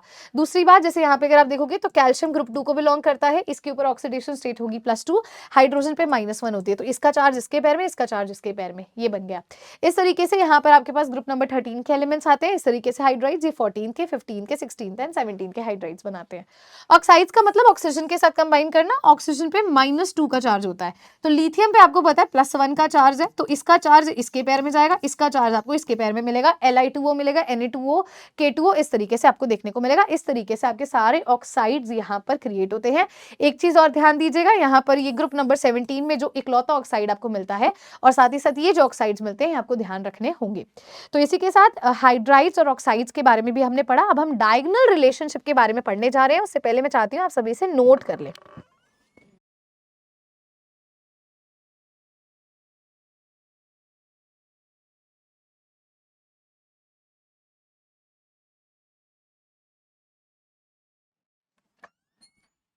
चलिए इसी के साथ आगे बढ़ते हैं। Let's move on to the next part. जैसे कि मैंने आपको बोला डायगोनल रिलेशनशिप की अब हम लोग बात करने वाले हैं। डायगोनल रिलेशनशिप कैसे दिखता है? तो anomalous property second period element की शो करती है। जैसे कि एस ब्लॉक एलिमेंट की अगर लिथियम बेरिलियम की बात करोगे तो मैग्नीशियम एल्यूमिनियम के साथ एक डायगोनल रिलेशनशिप आपको देखने को मिलेगा, सिमिलर प्रॉपर्टीज देखने को मिलेगी। अब इसके पीछे रीजन पूछा जाता है भाई ये डायगोनली कैसे एक रिलेशनशिप बिल्डअप कर रहे हैं, है ना? तो क्योंकि इनका स्मॉल साइज है, ठीक है, large charge to radius ratio है, साथ ही साथ हाई इलेक्ट्रोनेगेटिविटी है। क्योंकि देखो जो टॉप पे एलिमेंट बैठा है, अगर आप डाउन द ग्रुप जा रहे हो, साइज बढ़ रहा है तो इलेक्ट्रोनेगेटिविटी घट रही है, डिक्रीज हो रही है, मतलब टॉप वाले एलिमेंट की हाईएस्ट इलेक्ट्रोनेगेटिविटी है। मोर ओवर साइज भी स्मॉल है, क्योंकि अगर आप टॉप टू बॉटम जा रहे हो तो साइज इंक्रीज हो रहा है। तो ये कुछ प्रॉपर्टीज होने की वजह से एक डायगोनल रिलेशनशिप आपको यहाँ पर देखने को मिलता है। अब इन्हीं सब कारणों की वजह से जो अभी तक हम पढ़ते आ रहे हैं भी मेटालिक कैरेक्टर क्या है, एक नॉन मेटालिक कैरेक्टर क्या है, उस पर आते हैं। तो आपने देखा होगा मैंने मेटालिक कैरेक्टर के केस में बताया था लेफ्ट से राइट जब आप जा रहे हो तो मेटालिक कैरेक्टर पे क्या फर्क पड़ रहा है। मेटालिक कैरेक्टर एक तरह से डिक्रीज कर रहा है, नॉन मेटालिक कैरेक्टर एक तरह से इंक्रीज कर रहा है।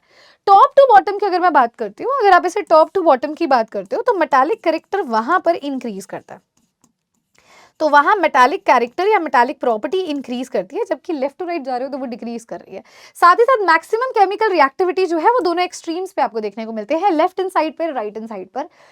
लेफ्ट हैंड साइड पर आपको जो मैक्सिमम रिएक्टिविटी मिलेगी वो फर्स्ट ग्रुप एलिमेंट्स यानी कि अल्कली मेटल्स की वजह से देखने को मिलेगी, और एक्सट्रीमली राइट हैंड साइड पर आपको हेलोजन फैमिली की वजह से केमिकल रिएक्टिविटी देखने को मिलती है, जिसकी वजह से एक प्यारा सा क्वेश्चन दिमाग में भी आता है और क्वेश्चन पेपर में भी पूछा जाता है भी मोस्ट बेसिक, अगर हम एक्सट्रीम इधर देखें तो वो Na2 हो जाएगा, और उधर से एसिडिक के केस के अंदर एक्सट्रीम आपको राइट के केस में जो ऑक्साइड बनता है Cl2O7, वहां से सवाल आता है।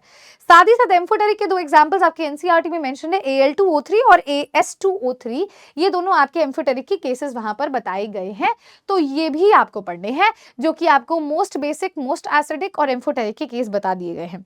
तो ये हमारा यहाँ पर जो ऑलमोस्ट चैप्टर है वो फिनिश होता है। अब हम क्या करने वाले हैं नाउ, जो हमने अभी क्वेश्चन ओपन किया था उस पर आते हैं, इस क्वेश्चन को डिस्कस करते हैं। क्वेश्चन कहता है which of the following will have the most negative electron gain enthalpy and which the least negative, इनमें से लीस्ट नेगेटिव कौन सा है, नेगेटिव इलेक्ट्रॉन गेन एंथैल्पी किसमें है। तो एक बार इसको ऐसे समझने की कोशिश करते हैं। आपको याद होगा यहाँ पर आपको दिख रहा है फॉस्फोरस, सल्फर, क्लोरीन, फ्लोरीन, ऐसे केस देखने को मिल रहे हैं। अगर मैं आपको एक लॉजिकल बात बोलूँ तो नाइट्रोजन फैमिली आती है, फिर ऑक्सीजन फैमिली आती है, देन आपको फ्लोरीन देखने को मिलता है। नाइट्रोजन के जस्ट नीचे आपको फॉस्फोरस देखने को मिलता है, यहाँ पर आपको सल्फर देखने को मिलता है और यहाँ पर क्लोरीन देखने को मिलता है। अब एक तो एस्पेक्ट हमारे दिमाग में ये आता है, अगर हम जा रहे हैं लेफ्ट टू राइट तो साइज डिक्रीज होने की वजह से इलेक्ट्रॉन एफिनिटी इंक्रीज होना चाहिए, ये हमने पढ़ा था। दूसरा, टॉप टू बॉटम अगर हम देखते हैं तो साइज इंक्रीज होने की वजह से इलेक्ट्रॉन एफिनिटी क्या हो रही है, डिक्रीज हो रही है, ये हमने पढ़ा था। तो यहाँ पर अगर मैं बोलती हूँ इसकी इलेक्ट्रॉन एफिनिटी ज्यादा है और उसकी वजह से डिक्रीज कर रहा है, तो एक ये ट्रेंड था जिसमें मैंने आपको बोला था क्लोरीन की फ्लोरीन से हाईएस्ट हो जाती है। एक हमने ये चीज देखी भी, क्लोरीन की फ्लोरीन से हाईएस्ट इलेक्ट्रॉन एफिनिटी हो जाती है। तो अब आप क्वेश्चन पर आते हैं, कहता है most negative electron gain enthalpy किसकी होगी, तो वो क्लोरीन हो जाएगा, ठीक है। और least negative electron gain enthalpy कौन हो जाएगा, तो दैट विल बी फॉस्फोरस, क्योंकि यहाँ पर ऑर्डर कुछ इस तरीके से अगर आप ऐसे देखते हो और यहाँ पर इसकी इससे ज्यादा हो जाती है, तो क्लोरीन की हाईएस्ट हम बोलेंगे और लीस्ट जो हम बोलेंगे वो हमारे पास फॉस्फोरस आ जाएगा। इस तरीके से इस क्वेश्चन का हम आंसर कर सकते हैं। इसी के साथ ये एक आधा और क्वेश्चन हम सॉल्व कर लेते हैं ताकि हमें क्लियर इमेज मिल जाए भी जो हमने अभी तक पढ़ा है उसमें से क्वेश्चंस कैसे पूछे जा सकते हैं। देखिए ऑर्डर बेस्ड क्वेश्चंस तो मैंने आपको पहले ही बता दिया, ऑर्डर बेस्ड क्वेश्चंस तो देखो आपको करने ही करने हैं, किसी को कोई भी ऑर्डर बेस्ड क्वेश्चन स्किप नहीं करना है बिल्कुल भी, ठीक है। सारे ऑर्डर बेस्ड क्वेश्चंस आप लोग करेंगे एंड अब इसके बाद हम चलते हैं तो आपके पास आती है problem 3.2। Let's study the problem 3.2। मैं इस क्वेश्चन को भी यहाँ ले आती हूँ। जब मैं आपको IUPAC नॉमेनक्लेचर करवा रही थी तभी हमने इस क्वेश्चन को भी देखा था, इस क्वेश्चन को भी अब हम डिस्कस करेंगे।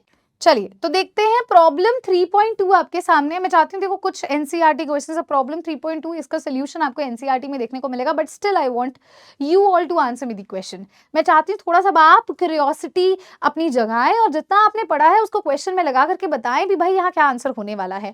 क्वेश्चन कहता है how would you justify the presence of 18 elements in the 5th period of the periodic table. अब एक छोटा सा हिंट देती हूँ, ऐसे क्वेश्चन को करने के लिए आपको स्ट्रक्चर ऑफ एटम को दिमाग में रखना होगा। अगर n की वैल्यू 5 है तो l की वैल्यू कहाँ कहाँ लाई कर सकती है, कितने ऑर्बिटल्स बनते हैं, और उस accordingly then you need to answer the question. तो ये आपका क्वेश्चन 3.2 नाम से ही आप इसका आंसर देंगे चैट सेक्शन के अंदर भी मैम इसका आंसर हमारा ये होने वाला है, तो आपने वो बताना है। एंड एक और क्वेश्चन मैं अभी आप सभी को जो मैंने होमवर्क के लिए दिया था, मैं इसको फिर से लास्ट स्क्रीन पर लेकर आना चाहती हूँ और 2 और क्वेश्चंस आपसे पूछूंगी ताकि आपके लिए भी एक होमवर्क रहेगा कि हाँ मुझे इस तरीके से क्वेश्चंस को प्रैक्टिस करना है।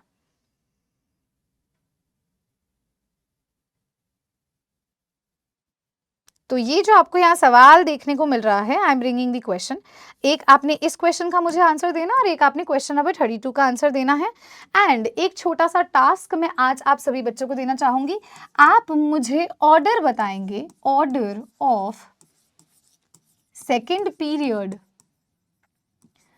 For first case atomic radius, second case ionisation enthalpy, third case electronegativity. तो ये 3 केसेस का ऑर्डर सेकेंड पीरियड के लिए आपको चैट में लिखना है। अनदर क्वेश्चन जो मैं देना चाहूंगी, आपने मुझे ऑर्डर बताना है ऑफ ग्रुप नंबर 13 इन तीनों केसेस के लिए। अगेन पहला आपका रेडियस आ जाएगा, सेकेंड हमारे पास आयोनाइजेशन एंथैल्पी है, थर्ड हमारे पास इलेक्ट्रोनेगेटिविटी है, और फोर्थ हम ले लेते हैं इलेक्ट्रॉन एफिनिटी। तो आपको ये क्वेश्चंस का भी आंसर देना है। अब एक छोटी सी हेल्प जो मैं आप लोगों की कर सकती हूँ, आप लोग एनसीईआरटी के जितने भी सॉल्व क्वेश्चंस है इनऑर्गेनिक केमिस्ट्री में, प्लीज उसको करके जाइए, all the solve questions, all the Intex questions, क्योंकि वो मोस्ट इंपॉर्टेंट है। अगर आपको कोई भी डाउट उस क्वेश्चन में लगता है तो आप मेरे टेलीग्राम चैनल पर मुझसे अपने डाउट की जो क्वेरी है उसको सॉर्ट कर सकते हैं। एंड आई होप सो बेटा बहुत ही क्रिस्प तरीके से, शॉर्ट तरीके से सारे टॉपिक्स को मैंने आज आपको रिवाइज करवा दिया है एंड आपके लिए बहुत बहुत बहुत ही ज्यादा बेनिफिशियल भी रहा होगा। अगर आपको आज का लेक्चर अच्छा लगा है तो आई वुड जस्ट से भी इससे शॉर्ट नोट्स बनाएं, साथ ही साथ बार बार उसको रिवाइज करें। देखिए फैक्टर्स वही सिंपल है, न्यूक्लियर चार्ज है, साइज है, हद से हद आप देखोगे तो फुल्ली फिल्ड और हाफ फिल्ड वाला केस दिखेगा आपको, पुअर शील्डिंग है, गुड शील्डिंग है, सारा कुछ वही है, बस इसको टिप्स पे करने के लिए बार बार रिवीजन की जरूरत है। एंड आई फील लाइक इस वन शॉट के अंदर मैंने आपको जिस तरीके से सारी चीजें एक्सप्लेन की हैं, अगर आप उनको बार बार रिवाइज करेंगे तो आपके लिए चैप्टर बहुत ही आसान, मक्खन की तरह ईजी हो जाएगा पेपर में, राइट। तो एनसीईआरटी के क्वेश्चंस को सॉल्व करें, इंटेक्स क्वेश्चंस को सॉल्व करें, बैक एक्सरसाइज सॉल्व करें, एग्जाम्पल सॉल्व करें, कोई डाउट तो आप टेलीग्राम पे मुझसे पूछ सकते हैं। एंड आई होप सो आज की क्लास आपको बहुत वंडरफुल लगी होगी। मेरी एक यही कोशिश थी, कम समय में ज्यादा अच्छे तरीके से मैं आपको एक रिवीजन वाला जो पार्ट दे सकती हूँ, क्योंकि देखिए लेक्चर के अंदर आप नो डाउट इन डिटेल पढ़ते हो, but when you are coming to a one shot तो मैं आपको इस तरीके से पढ़ाऊं भी सारे टॉपिक्स भी कवर हो जाए, अच्छे से रिवीजन भी हो जाए और तुम्हें दिक्कत भी ना आए। तो आई होप सो मैं वो आपकी रिवीजन अच्छे से करवाने में आपकी मैंने सहायता की होगी। Thank you so much. Signing off, Shaurya Grover, take care of yourself, हंसते रहें, मुस्कुराते रहें, अपना ख्याल रखिए, tata, bye bye, thank you, take care.